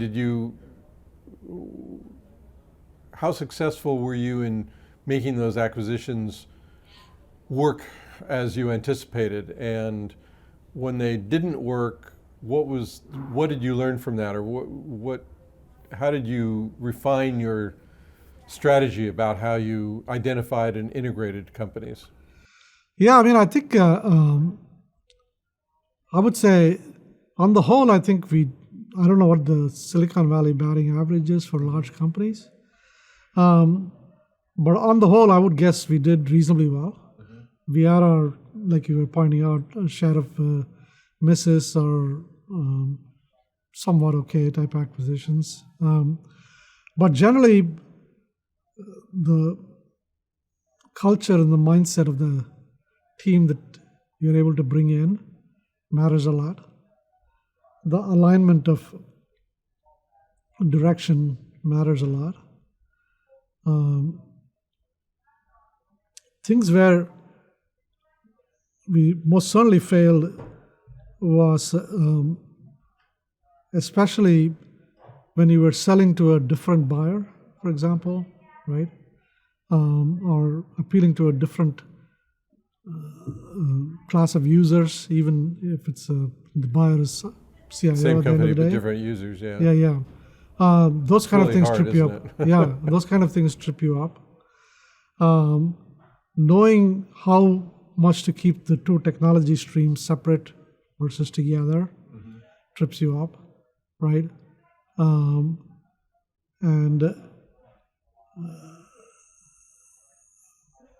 What I've learned is most of these things have to be a journey and you map it out. For example, for the first 6 months, you might keep the thing completely separate, and then you bring it in, and then you integrate it further, and then you put the IT systems here. So there is a journey for these things, and the journey does not have to be the same for everyone, but you got to understand the journey really well and have that mapped and have everybody understand it as well. We did not do that very well, right? So for some companies, boom, get it in day one. It gets merged with the engineering team and the product team.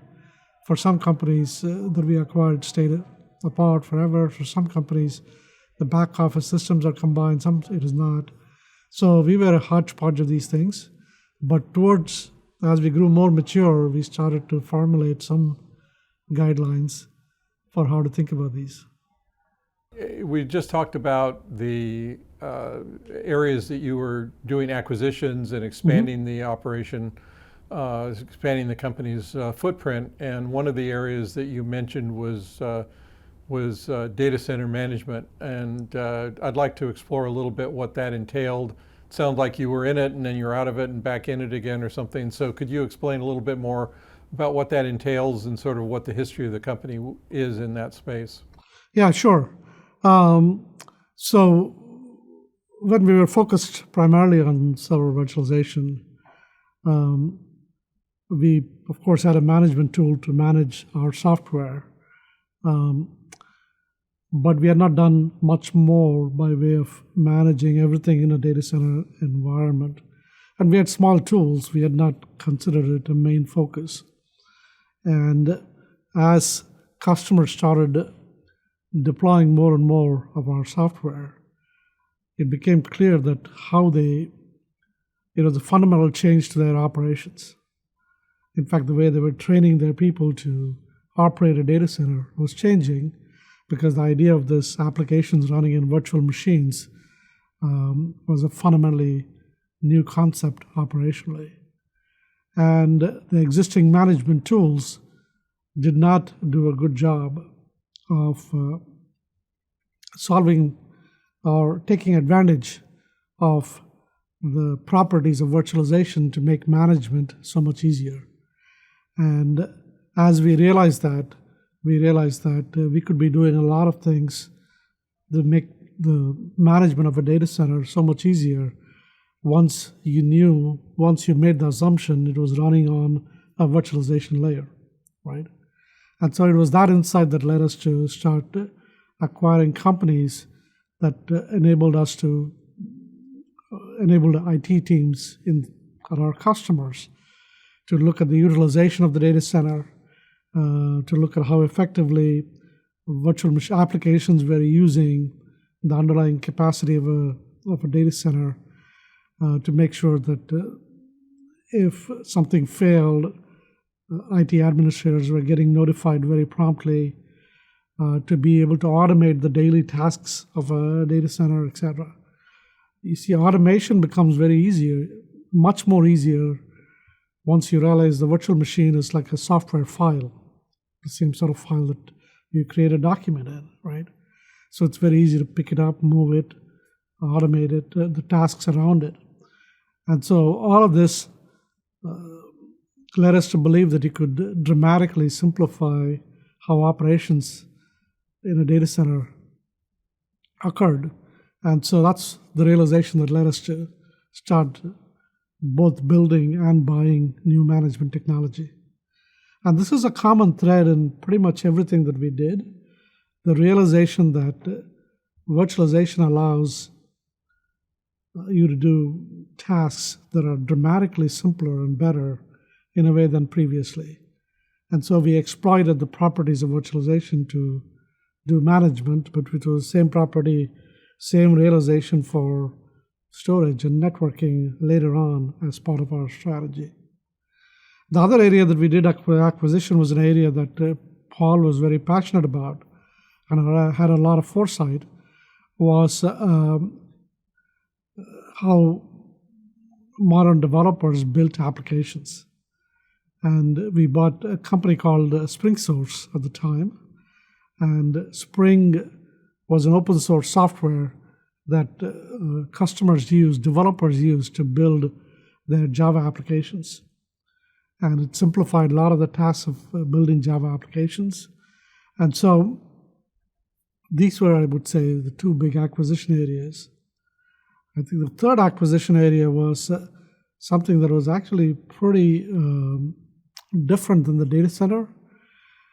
And as part of our end-user computing, Paul and the person that was my immediate boss, Richard McAnuff, felt that we could build a modern-day office sort of collaboration environment.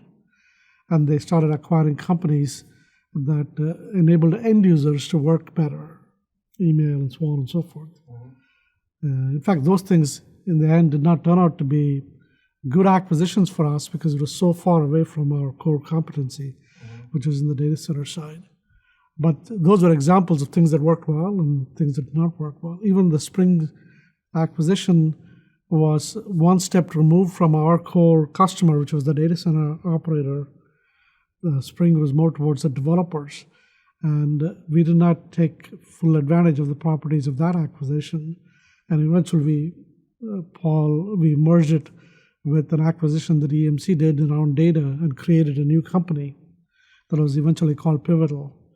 And so that was our acquisition history under Paul. Interesting. So just to clarify, we've talked about the growth of the customers, and I presume when we talk about data centers, we're generally talking about major corporations that have these requirements.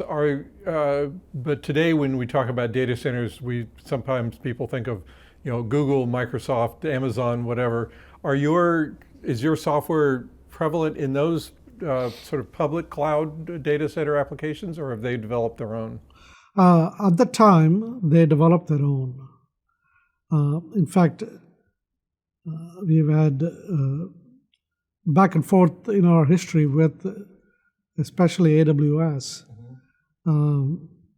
where at one point both companies considered whether our hypervisor could be the basis of the AWS infrastructure. And AWS eventually decided against it for lots of different reasons, both commercial and strategic for them. And they decided to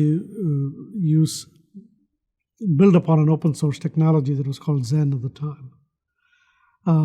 But it's funny you should ask that question, because it is the same virtualization technology that is the foundation of the cloud. In fact, you can argue that cloud is not possible without virtualization. Right. But these companies chose to do it on their own. There were lots of other service providers at the time who took our technology and built their own clouds. And one of the most strategic questions that we wrestled with during Paul's tenure was whether we should build a cloud ourselves, or instead be an arms supplier, if you will, to other cloud providers. And as it turns out, Paul was actually, when he was running a startup, that startup was one of the very early customers of AWS. So he fully realized the applicability of virtualization to cloud, right? But we decided at the time that we'd rather be an arms supplier than build our own cloud. And that was one of those giant what-if scenarios that might have changed the history of VMware. So as you did these acquisitions, did you find yourself in competition with multiple different and new companies, or what was the business landscape in that situation? Yeah, definitely. So when we were doing virtualization, right? Any company that built systems management products or data center management products tried to partner with us, right? And when we started to do more and more of data center management, clearly they became competitors. And these were companies like BMC and CA and so on and so forth, IBM to some degree. And in fact, we spent quite a bit of time with BMC to see if there could be a partnership that we could construct. And we could not find an angle that worked for both companies. And so in the end, it turned out to be competitive to BMC. But once again, our focus was on a virtualized environment, right?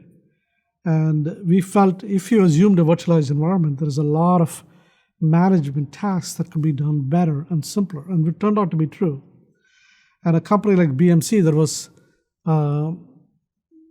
more interested in managing both virtual and non-virtual environments had to make some compromises in their technology, right? Or wouldn't, in order to support a virtualization, which is why their management of a virtualized environment was suboptimal, right? In fact, this is a theme that you would find very consistently in our industry, right? If you make simplifying assumptions about a platform, you can do things dramatically better. And so incumbents always have this dilemma as, okay, do I do something new and different for this platform to take advantage of the platform? Or do I try to extend my product? And very often, extending the product turns out to result in a suboptimal experience on this new platform, right? And so that was BMC's challenge. Interesting. Okay, so a lot of changes during Paul Maritz's tenure and the kinds of things that you were involved in. In about 2012, I think there was a transition when Pat Gelsinger came in. His background was not in your general domain, but obviously a smart guy who had a lot of management experience. Tell me about that transition and what led up to that, and what impact it had, especially short term, on the company in terms of strategy, direction, your working relationship, whatever. Just describe that period of time. Yeah, I mean, Paul obviously was a wonderful CEO, but he was never he was more a product leader and building and scaling companies at that scale. At that point in time in his career, he was not super interested in, right? So he was always clear with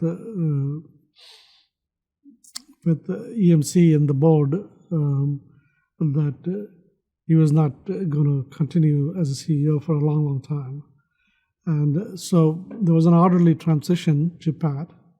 And like you said, Pat, he spent a good part of his career at Intel. So he was very familiar with virtualization because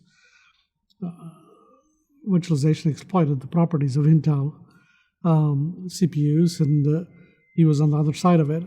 And then when he went over to EMC, he was managing EMC's storage division, main storage products. And of course, EMC benefited a lot from VMware, right? So he was very familiar with VMware, and we had lengthy engagement with the EMC as a partner, right? And so all of us were familiar with Pat as well. So it was, while he had not managed a pure software operation, EMC obviously had software, and he was familiar with the infrastructure space from both the EMC perspective and the Intel perspective. So it was not a big transition for him, but clearly to be a CEO of a public company was a new thing for him. And so from that point of view, it was a combination of both what he knew and what was new, right? Pat was, from the outset, he was very clear about growing VMware to be a super significant company, right? And doing things at scale. And so that was the mindset that he operated, that he came in with, right? And his tenure at Intel taught him to really look at things not as they are today, but how would things operate when it was at scale, and then work backward from there in some respects, right? And that was the thing that I learned from him even in the early days. And so he was very aggressive about expanding VMware's footprint from a product portfolio point of view, but also being closer to the infrastructure. So we divested some of the end-user computing things that I talked about, and we divested the developer oriented assets around Spring, right? And we focused more on the core infrastructure. So that was his strategy. So what did that mean if you're going to grow, is growing the core business more than by acquiring sort of peripheral businesses? So what was the strategy in doing that? I mean, how did you, was acquiring more customers, getting deeper into the existing customers? How did that evolve? Yeah, so one of the key areas that you got the good sales teams to focus on was exactly what you said, going deeper, especially into the larger customers, right? And enabling them to standardize on VMware, right? Building up our professional services capability and our partnerships to help customers standardize on our core virtualization. So that was a big part of what he did. What the focusing on the core meant to him.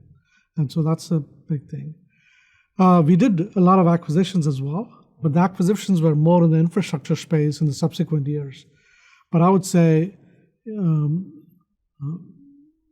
fact, if I think about the timing, right when he was coming in as CEO, we were discussing the acquisition of Nicira, which was all about software-defined networking.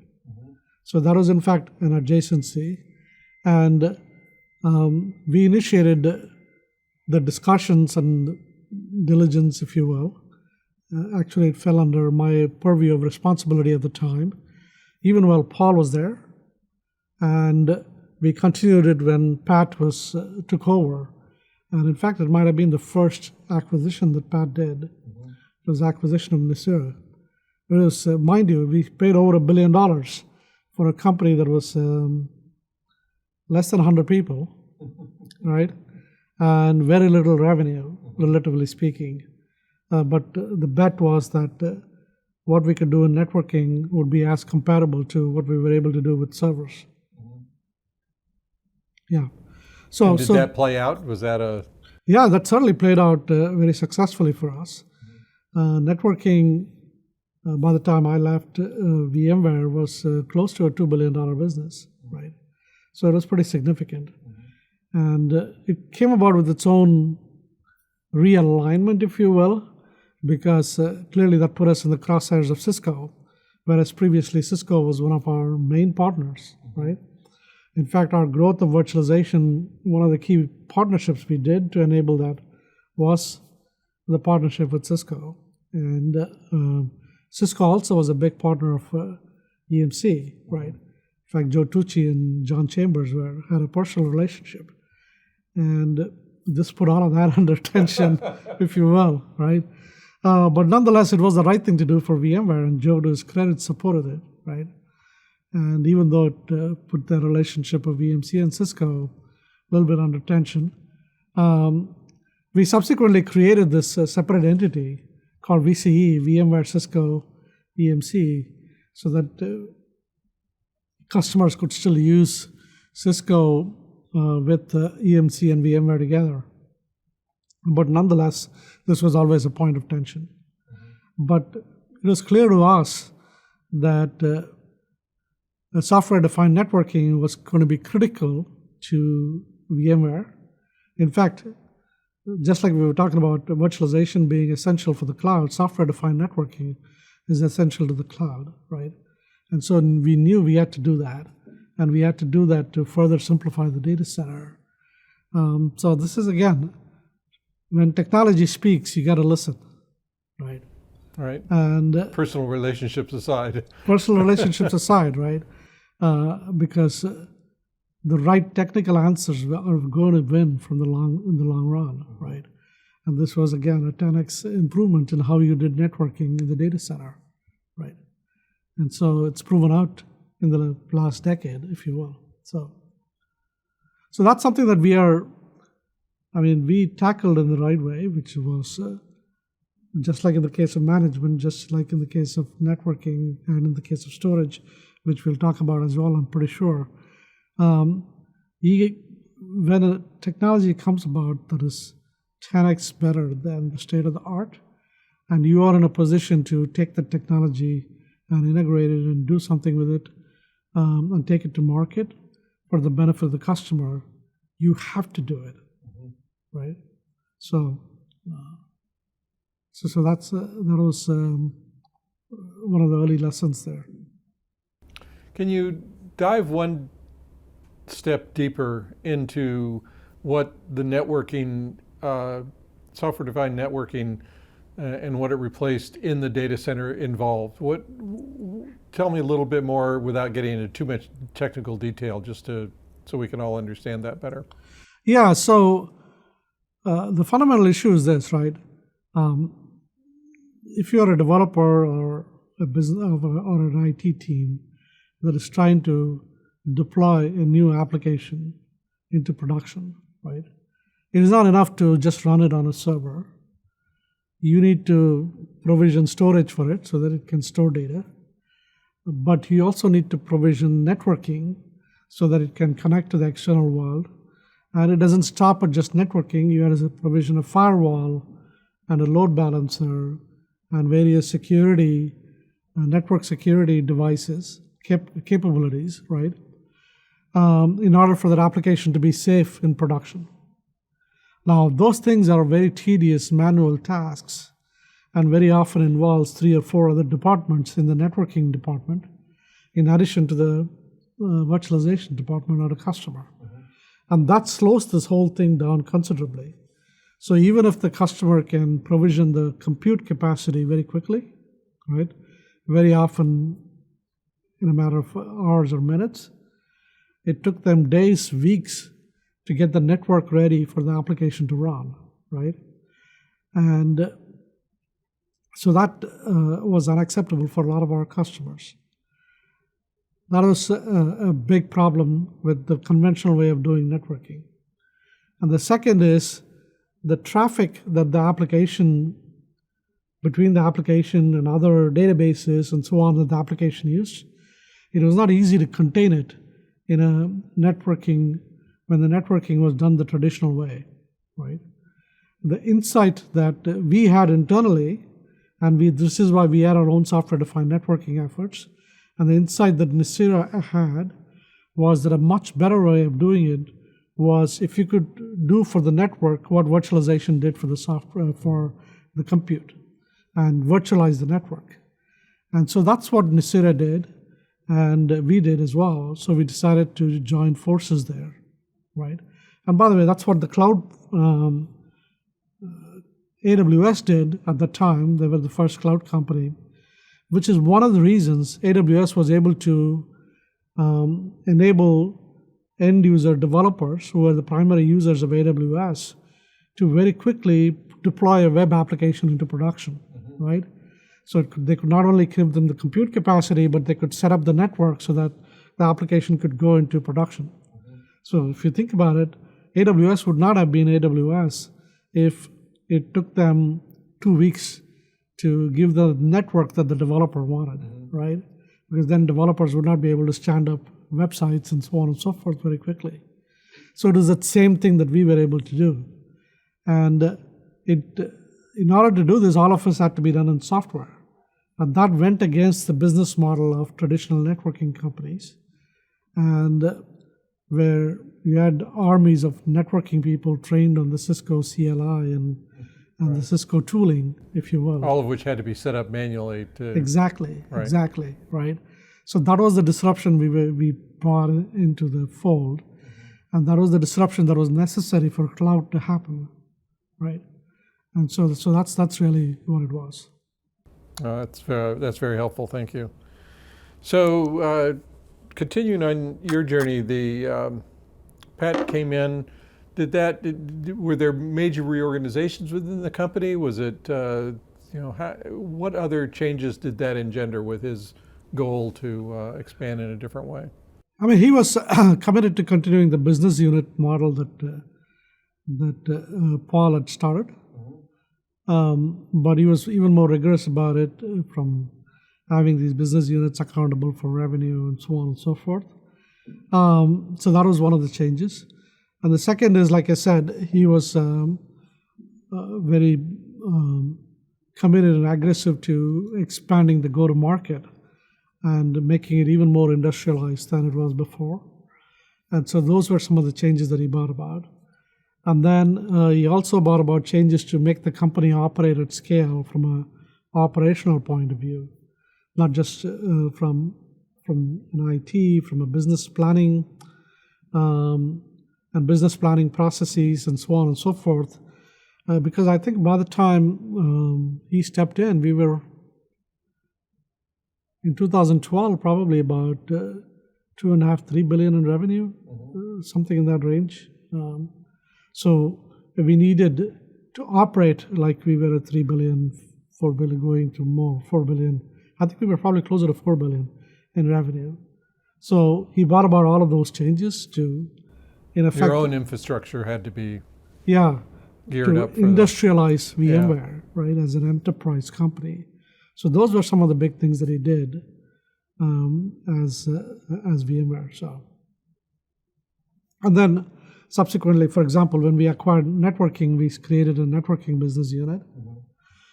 One of the other things that we did, which was not successful subsequently, was we decided to go back and create a cloud. Remember I told you that one of the great dilemmas that VMware wrestled with was whether to be a supplier or a cloud provider. And then Pat decided that we were actually needed to be a cloud ourselves. And we created a cloud business unit. And so those are a whole big data center and so forth to support that? Exactly. Yeah. So we rented data center capacity. We didn't build our own data centers. But effectively bought servers and put our software. We operated actual data center and made those data center, the cloud services available to end users. And we brought in a whole team to do that. And it was not very successful in hindsight, but that was another thing that we did. And it was not successful because of competition, because of you didn't have the critical mass, you didn't approach the business. What do you think I mean, if you think about it, operating a cloud requires a very different skill set, right? Number one. And number two, the thing that AWS did that we were not able to do, the reason AWS was successful in the early days, in those days even, was appealing to startups, right, that were building and deploying all of these applications, especially by the time the iPhone was the big deal, right? Everybody wanted to build mobile applications that were served by a cloud backend, right? That was the key to AWS's success, if you think about it. And companies like Netflix and so on and so forth. The people that were building and deploying these applications were developers. And at that time, it was called DevOps teams, right? And our traditional customer was IT. We had sent away our developer assets to a separate company called Pivotal, right? So we were not attractive to developers that were building and deploying these new web and mobile applications, right? Our technology was core data center technology that was oriented towards enterprise. So that was one of the key reasons we were not successful. We thought we could build a cloud and attract our traditional IT teams, help them give up their IT and instead host it with our data center services. And our IT teams, our customers, IT customers were not ready to do that, right? And we were not attractive to developers. Right. So it was one of those things where what might have seemed seemingly obvious from a technology point of view, hey, the same virtualization, why don't we host it and run it? Was not successful because our customers were not ready to give up their data centers. And the people that did not have data centers that wanted a cloud, we did not have the technology for them. So that was the reason. But we invested in it and continued to build it out for 4 to 5 years before we changed strategy later in Pat's tenure when he and I decided to partner and some others decided that the better way to do it was to go back and partner with AWS. And we can cover that later, so yeah. So what did, when Pat joined, what did that engender in terms of changes for yourself, in terms of your responsibilities? Yeah, it was more of being a true GM, if you will, right, number one. And number two, Pat, like Paul, used me as the primary sounding board for the strategy, for the product strategy, right?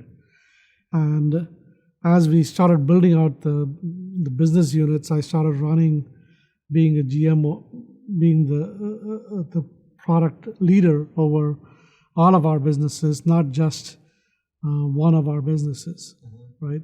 So that's increased scope of responsibility. And I started attending the board meetings with him as part of the board team and so on and so forth. So it was greater responsibility all around. And so were there major events or developments during that period that you want to emphasize?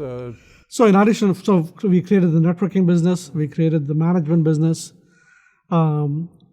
we created the new business around storage, right? And it was the same insight that because customers had to store their data through the virtualization layer, we could create a storage layer that was the extension of the virtualization layer, right? And eliminate the need for customers to use external fiber channel storage completely, which would make their deployments so much cheaper and simpler, right? And that was, again, a 10x improvement in a data center environment. And that was something that we built and brought to the market. And Joe Tucci, who was the chairman of EMC, let us do that, even though he was the CEO of the largest storage company, right, at the time. And it had a lot of friction with the, EMC, but Pat allowed us to nurture that and make it a separate product and a separate business unit. So that was another key thing that we did, right? And then, like I said, we changed course on our cloud strategy and decided to partner with AWS, and we built what we call the hybrid cloud, because for many of our customers at the time, what they wanted VMware in the data center, and they wanted to use AWS as well. So we partnered with AWS to put our technology into AWS and created a new offering. So all of that was done under my supervision, reporting to Pat. So those are some of the changes that happened during the time. So on the storage virtualization, you said that it eliminated the need for fiber channel connection to external storage. Tell me a little bit, again, dive a little bit deeper into that, because when you say external storage, what do you mean external versus? Yeah, so that you can broadly think about storage in two ways, right? One is, if you think about your personal laptop, right? It comes with certain storage, right? A terabyte, 500 gigabyte, whatever, right? Or more. It turns out that for the longest time, that storage did not have the availability and the resiliency and the performance properties that was needed for running mission-critical applications. And so mission-critical applications in the data center very often relied upon an external storage that is separate from the server. So the application ran on a virtualized server, and then the data came from the network. And there were two types of storage networks that the data came from. And Fiber Channel was one of them. Still within the data center, but separate from dedicated Exactly. to the CPU or whatever. Yeah. And network attached storage was the other one. Right. And they were pretty expensive. And they required switches and other gear in order to. Right. But the benefit was if the server went down, the storage was still there. Yeah. You could recover from the storage and so on and so forth. Yeah. Right? So you had better availability and resiliency.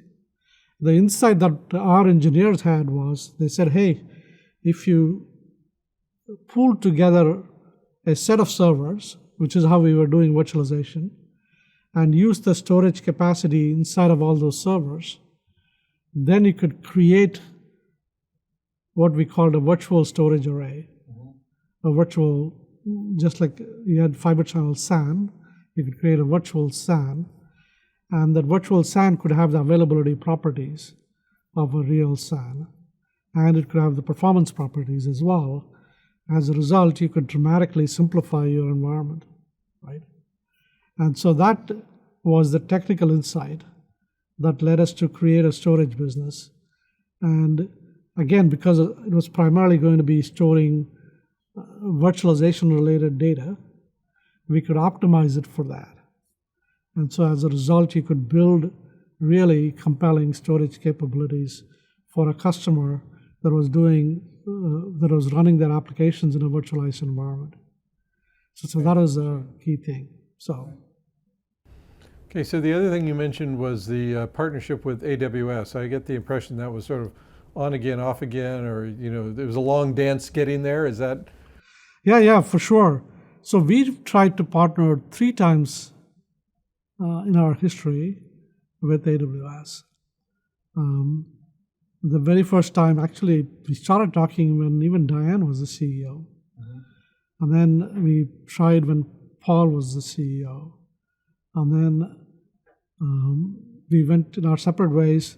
In fact, in the early days of Pat's tenure, we considered AWS the competition, right? Because if you're a customer, you could run your application in your data center, or you could run your application in the AWS cloud. Right. And as it became clear over time that customers were going to do both, right? So we said, look, let us change our strategy and let us partner with AWS instead of competing with them so that customers get the best of both worlds. And so that was a dramatic shift. For us, it was a dramatic shift for the industry. It was a dramatic shift for our customers, right? Imagine going up to your number one competitor, if you will. At the time, they had replaced Microsoft as the number one competitor, right? And say, let's actually do something very different. And for them also, we were the main alternative, right? For customers, for their customers. Let's instead team up. So it was quite a mindset shift. And it was looking at the world that had changed and looking at the world through our customer lens and saying, how can we make it such that it is best for our customers? And Wall Street loved it because Wall Street thought over the long run, customers would evacuate data centers, right? Right. And this showed them that VMware could be relevant to customers even when customers evacuated data centers.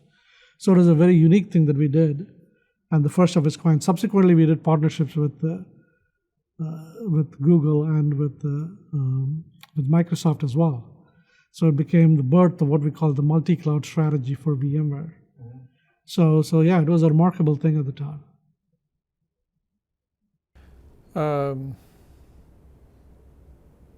So in 2016, you became Chief Operating Officer. Before we get there, are there other things that we ought to talk about that happened during the previous period, or is No, I think we covered. We also did an acquisition of in the end user computing, right? We were doing virtual desktops, and virtual desktops only address 30% of a company's end users, right? At best. So at the same time, we noticed that customers were having trouble with managing their mobile devices. Everybody was using mobile by the time, right? And they were using Android devices, Apple devices, and so on and so forth. And so we acquired this company called AirWatch, which was, I think, the biggest acquisition that we did. And AirWatch's specialty was managing the customer's devices. So we added it to our end user computing portfolio and made it a full-fledged separate business unit or business division, if you will, right? And so in 2016, what happened was we decided to bring all of those divisions under one umbrella. By the time networking was a strongly growing division, management, storage, end user computing, if you will. And then we recreated a division focused on cloud native applications and developers, thing that we sent off to Pivotal, right? Because a new technology called Kubernetes was starting to grow. And so we said, look, let's not, and containers, right? So let's make sure that just like we embrace the cloud, we embrace Kubernetes and containers. So the portfolio had become really big, and Pat, and what we decided to do was put it all under one combined R&D group, and have myself and another gentleman by the name of Rajiv Ramaswamy, who's now the CEO of Nutanix, right, run it together as two in a box, if you will, as chief operating officers of that division. And then we had a chief operating officer on the sales side as well, on the sales and marketing side. So this was a new configuration to help the company scale to the next level. And that's how I ended up becoming a chief operating officer. So Rajiv and I looked after the whole R&D on a day-to-day basis. I focused more on some of the newer things that we were doing, what we were doing on the cloud, with Kubernetes, with containers, and so on and so forth. And Rajiv focused more on the what we did in the infrastructure space with networking. That was background networking. And of course, we put all the storage and compute as well on a day-to-day basis. So it was an effort to give us more bandwidth. So VMware grew substantially during this period from when Pat came on board and to this point when we're talking about here in 2020, 2021, what were the main drivers of that growth? Yeah, it was this growth of the business units, right? We set a target to have each of these business units contribute more than $1 billion of revenue, and we successfully achieved that. And so that is a big reason for the growth. Our end user computing was more than $1 billion, networking was more than $1 billion, management more than $1 billion, storage getting to, I think by the time Pat left, it come to $1 billion. And of course, our original server virtualization was multi-billion dollars. And the new cloud native and AWS partnerships were multi-$100 billion on their way to getting to $1 billion. So it was growth from the breadth of products. All of the product lines. Yeah. Right. So then you you moved on to CEO in 2021. Yeah, by the way, as a CEO, some of the last things we did when Pat was there was made two big acquisitions. One was Pivotal, which was the company that we had spun out. We bought it back because it was pretty clear that developers building new applications, digital transformation as it was called, right? That was becoming essential to our customers. And security was becoming a bigger and bigger challenge. Right. And so we acquired this company called Carbon Black. So the portfolio became even bigger, if you will, right? And so so that was the portfolio when Pat left. So Pat left and you were asked to take the CEO position. Yeah, yeah. So, and it was a big portfolio. Some of the products were, we were very well positioned for, the customer patterns were very clear at the time. Customers were going to have their applications across their data centers. They were using multiple clouds. They were putting it on the edge of the network. They were putting it on devices. So it was this multi-cloud, multi-device world that our customers were dealing with. So this was a whole new world of heterogeneity. So we decided that would be our strategic focus going forward. And we call it the multi-cloud strategy. And that is what we were executing on. And a big part of the multi-cloud strategy was a change in the business model.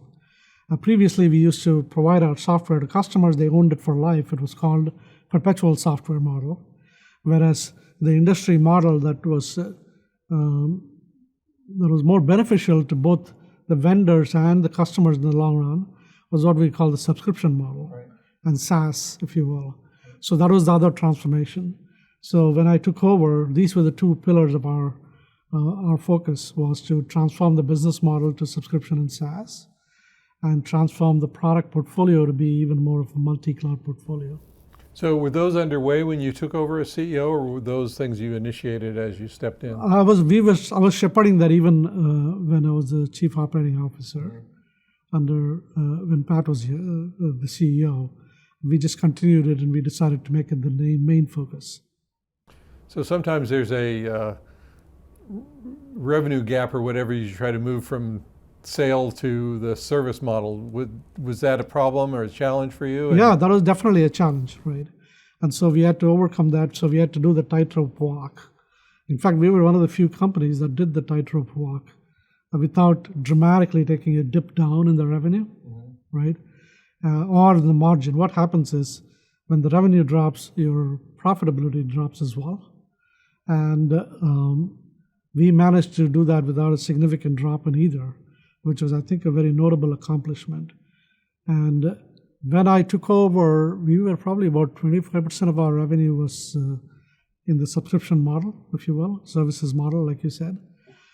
By the time we completed the acquisition by Broadcom and we handed over to Broadcom, it was really nearly 70%. And so it was a pretty big transition in a very short time without dramatically dropping revenue or profitability. So I think that was actually a pretty impressive achievement, if I may say so. Now, how did you manage that? Did you do it by business unit? Did you do it as contracts expired, you switched it, and how did that? It was all of the above, right? So we did it by business unit, and we built new products for our core virtualization that were billable on a subscription model and drove customer preference to that. Change our go-to-market incentives and go-to-market mechanisms to drive that business model change even further, right? So it was a 360, had to change our IT systems, had to change our back office, if you will. And so it was a soup to nuts change. Sales commissions and everything else. Yeah, sales commissions and partner commissions, everything, if you will. Right? Yeah. It's a dramatic change. Yeah. So I want to talk about how the Broadcom acquisition came about, but what were there other major changes or developments you want to focus on during that your 3-year tenure as CEO? 2-year? No, I mean, I think 2.5. I think that was, I would say, the major focus. The other focus was, of course, building out our multi-cloud strategy. In terms of, like I said, our pivotal acquisition, and we acquired assets in Kubernetes, put it together so that we could serve customers that were in the cloud as first-class citizens, as opposed to being focused only in the data center. And I think those, we made a lot of progress. Similarly, on the management space, because now customers had their applications not only on VMware, but also in the cloud, we had to broaden our management portfolio to manage applications in the cloud and manage the customers' spending in the cloud. Similarly, on the networking side, in fact, every part of our portfolio, we made it multi-cloud. And so that was the other big focus. So tell me about how the Broadcom acquisition came about. Who approached whom? How did that progress? So by the way, the third big change, which actually I should have mentioned, is Dell decided to spin us out as a completely independent company. Oh, right. So we had to go through that change as well, to go from majority owned by Dell to 100% public company. We had to raise debt in order to do that. So that is the other set of changes that we had to go through. And was that driven by Dell because of their own financial or strategic Yeah, I mean, changes? it was increasingly clear to Dell that, one, it was financially unlocking value to shareholders. We issued a massive dividend to shareholders, to all shareholders, and Dell obviously got 80% of it as the 80% owner. And then secondly, as our product portfolio became multi-cloud, we were not strictly in the data center. And so Dell felt that, our board felt that the right answer would be to be 100% public. So that was the other big change that we did. And when we did that, right, we became, like any public company, other bigger companies, if they found us attractive and fit their strategic philosophy and strategic direction, they could offer to buy us, right? And that is the nature of the world that we live in. And Broadcom approached Michael Dell and our board with what turned out to be a very lucrative offer, right? And so as a public company, when you're offered like nearly a 40% premium, you have to do what's in the best interest of shareholders. And the best interest of shareholders was that to provisionally accept it and put it to shareholder vote. And shareholders finally unanimously decided that this was the right thing. As it turned out, it was even more beneficial to the shareholders because by the time it was a 50-50 stock plus cash acquisition offer by Broadcom, and by the time the acquisition closed, which was 18 months later, close to 18 months later, due to all the regulatory processes and approvals that were necessary, Broadcom's price had appreciated. And so it turned out to be nearly an 80% premium as opposed to a 40% premium. Slightly less than 80, I think. But So it was one of the most significant acquisitions in corporate history. Were there major regulatory hurdles? Was there any competitive issues that came up that threatened to torpedo the deal, or what was the? Yeah, I mean, the deal was uncertain for a long time. And by the way, that was the other interesting thing, because as a public company, you have to run the company assuming the deal would not happen. Right. So we had to go through this period where we had to run the company separately, and we had to, at the same time, go through the regulatory process and work with Broadcom on the integration planning. So we had to do three things at the same time. And one is going to work, one is not going to work. Yes, exactly. And by the way, to the credit of our team, we made dramatic progress in our subscription business model transformation. We did not miss our numbers. We, in fact, overachieved during that period. At the same time, got all of it together. But to your question, yes, the regulatory process was pretty drawn out because as an operating system layer in the data center, you work with all networking and storage and compute, et cetera, and Broadcom was present in those segments as well. So regulators had to be satisfied that this would not foreclose competition in the data center infrastructure space, and they ultimately decided that it did not. And Broadcom had to give certain guarantees to regulators that they would keep the VMware layer multi-infrastructure neutral, if you will. And it also helped customers because it gave customers a choice in their cloud as well. That was a key property of VMware. So for all of those reasons, it got regulatory approval. So the impact on the customers was minimal or positive? Is that your perception? I mean, during the course of the acquisition, the impact was actually not felt at all, right? Post-acquisition, Broadcom is executing its post-acquisition strategy, and so customers will have more to say as time goes on. We are still pretty early there.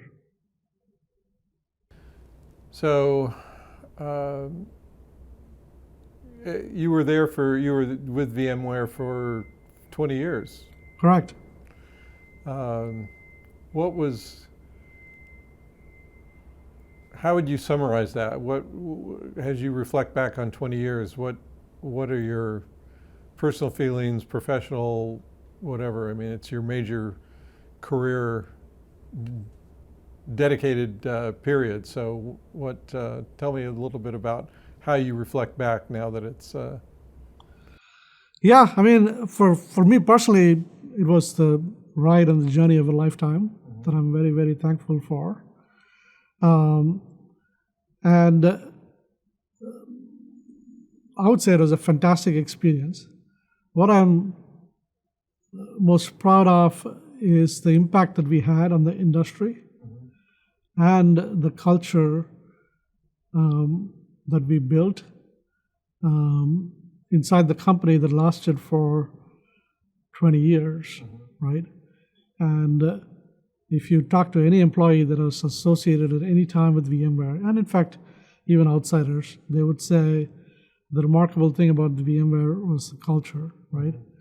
We were obsessed about the customers, and we looked at the world from the customer end, and we cared deeply for each other as employees and our extended VMware ecosystem.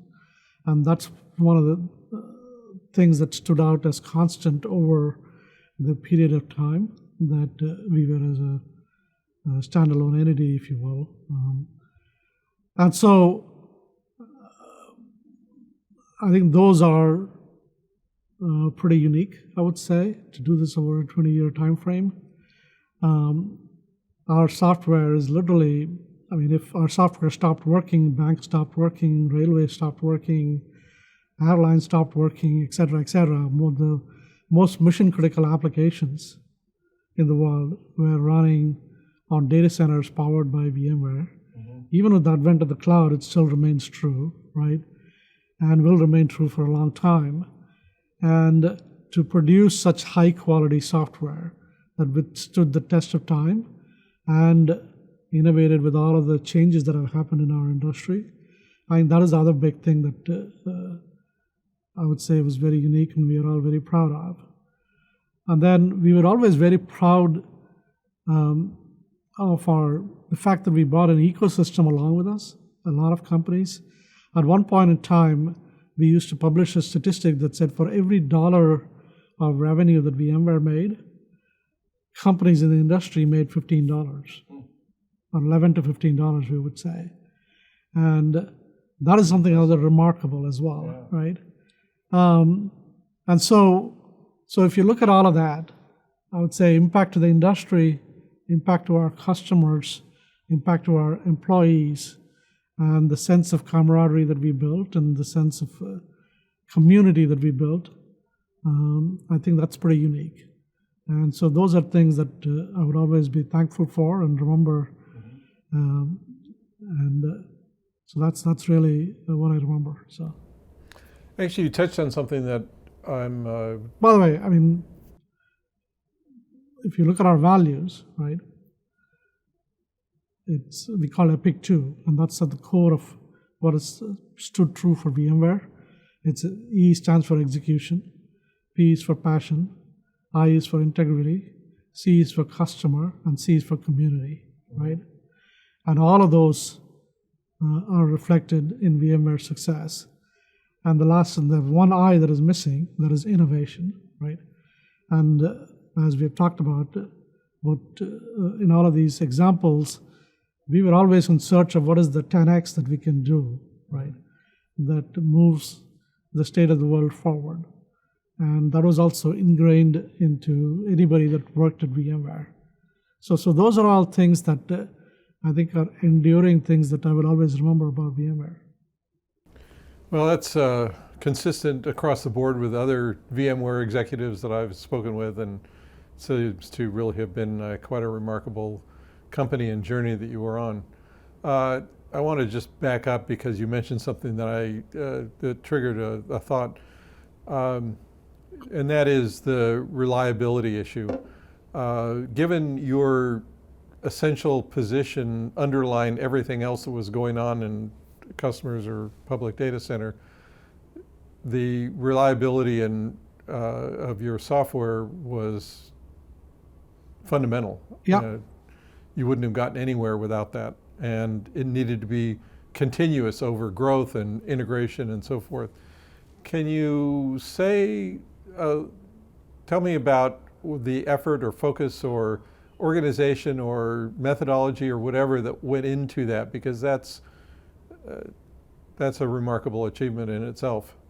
Yeah, and once again, like many things that powered VMware's success, that mindset originated right from the very early days of VMware. At one point, there is this move fast and fail fast. Yeah, right.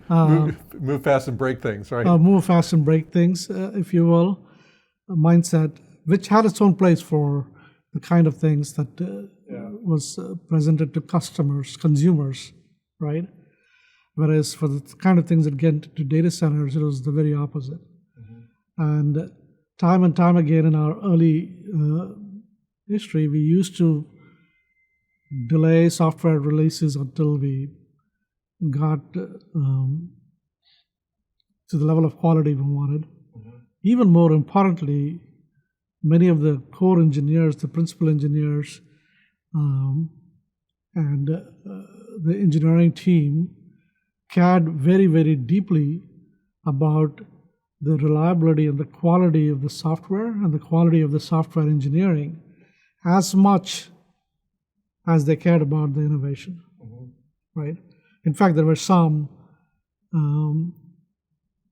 there was an engineer, Ole Agason, who cared, I would say, he's a good friend of mine still, he cared even more about the quality and the reliability of the engineering than the innovation, I would say. So it was spiritual leaders like him that set the culture that permeated and lasted for so long. And then it's spread even across the acquisitions, right? For example, after we acquired Nicira, we acquired engineers, and then we hired engineering leaders that were put a pretty strong emphasis on reliability, right? So it is not to say we didn't have our stumbles, and we clearly had it, but we did not take shortcuts in our core technologies in order to ship things. And we were acutely conscious of the quality, of the reliability of the software. So, and it's in fact one of the reasons people chose us over Microsoft in the early days. And it's in fact one of the reasons why people still use us in the data center, because it generally, especially the hypervisor layer, people say it still works. It just generally works. So clearly, sort of the culture, the mindset are fundamental to generating a quality product no matter what. Was there also a formal development methodology that was essentially taught to any new developer, this is the way you do it, coming in, so that it was, the culture was more than culture, it was a very deliberate methodology? Yeah. So that was reflected into the processes that we had and the management philosophy and all of those things, right? And the integration cycles that we had, the amount of testing that we did with our partners, and the amount of time we allowed for our software to bake was in many ways old-fashioned, if you will, right? We obviously found ways to speed it up now, so that you could have the best of both worlds. But that was always a given in our software cycles. So all the process methodology also emphasized quality a lot. Okay, so getting back to the higher level, Broadcom acquisition completes. You're free to do what you want to choose next. Tell me about what's happening in your life since then. So I took a vacation, if you will. I've never done that for an extended amount of time before. Do you go someplace? Travel? Yeah, I traveled a little bit to India and to Europe. And believe it or not, I've never been a tourist in India since my high school days. So anyway, but nonetheless, back here, getting in contact with the industry, meeting a lot of people, learning a lot of things. As it turns out, we are in the middle of another tectonic platform shift in our industry with AI, right? And AI is going to obviously define everything that you and I experience as consumers, but changes go all the way down into very foundations of computing. So I'm reading about all those things and learning things. So that's what I'm up to. I do want to be operational again. I'm a consultant to Broadcom and Wharton, by the way, primarily helping them think through their product directions. But that's only a part-time capacity. So that keeps my association with VMware going for some more time. But I intend to be fully operational in some capacity, which is a TBD at this time. You must have had many people knocking on your door already. Yeah, sure, right? But you know how it is, right? You got to really fall in love with a particular technology. You got to like the team. And it's got to be a company of consequence, if you will. Yeah. Given I've been fortunate enough to be associated with and participate, and in the case of VMware, lead very consequential companies. I'm fortunate enough to be in the early days of Netscape, et cetera, et cetera. So I'll take my time, and there are going to be many, many, many great companies that are going to get created over this year and next, and we'll see. Any final thoughts? It sounds like you had a fabulous 20-year run in an exceptional company. Yeah, I mean, you summarized it. It was a fabulous run and an exceptional company. But super importantly, I'm deeply, deeply thankful to the CEOs that I had, the people that I worked with, the friendships that I've been able to cultivate. So I have an overwhelming sense of gratitude and gratefulness for the experience. Well, that's a great way to wind things up. Thank you very much. We Thank really you. appreciate your time. Yeah, absolutely. And thanks for taking the time and effort to put this anthology together. Yeah, Look forward to it. it's going to be a great story put together, Yeah. so thank you. Yeah.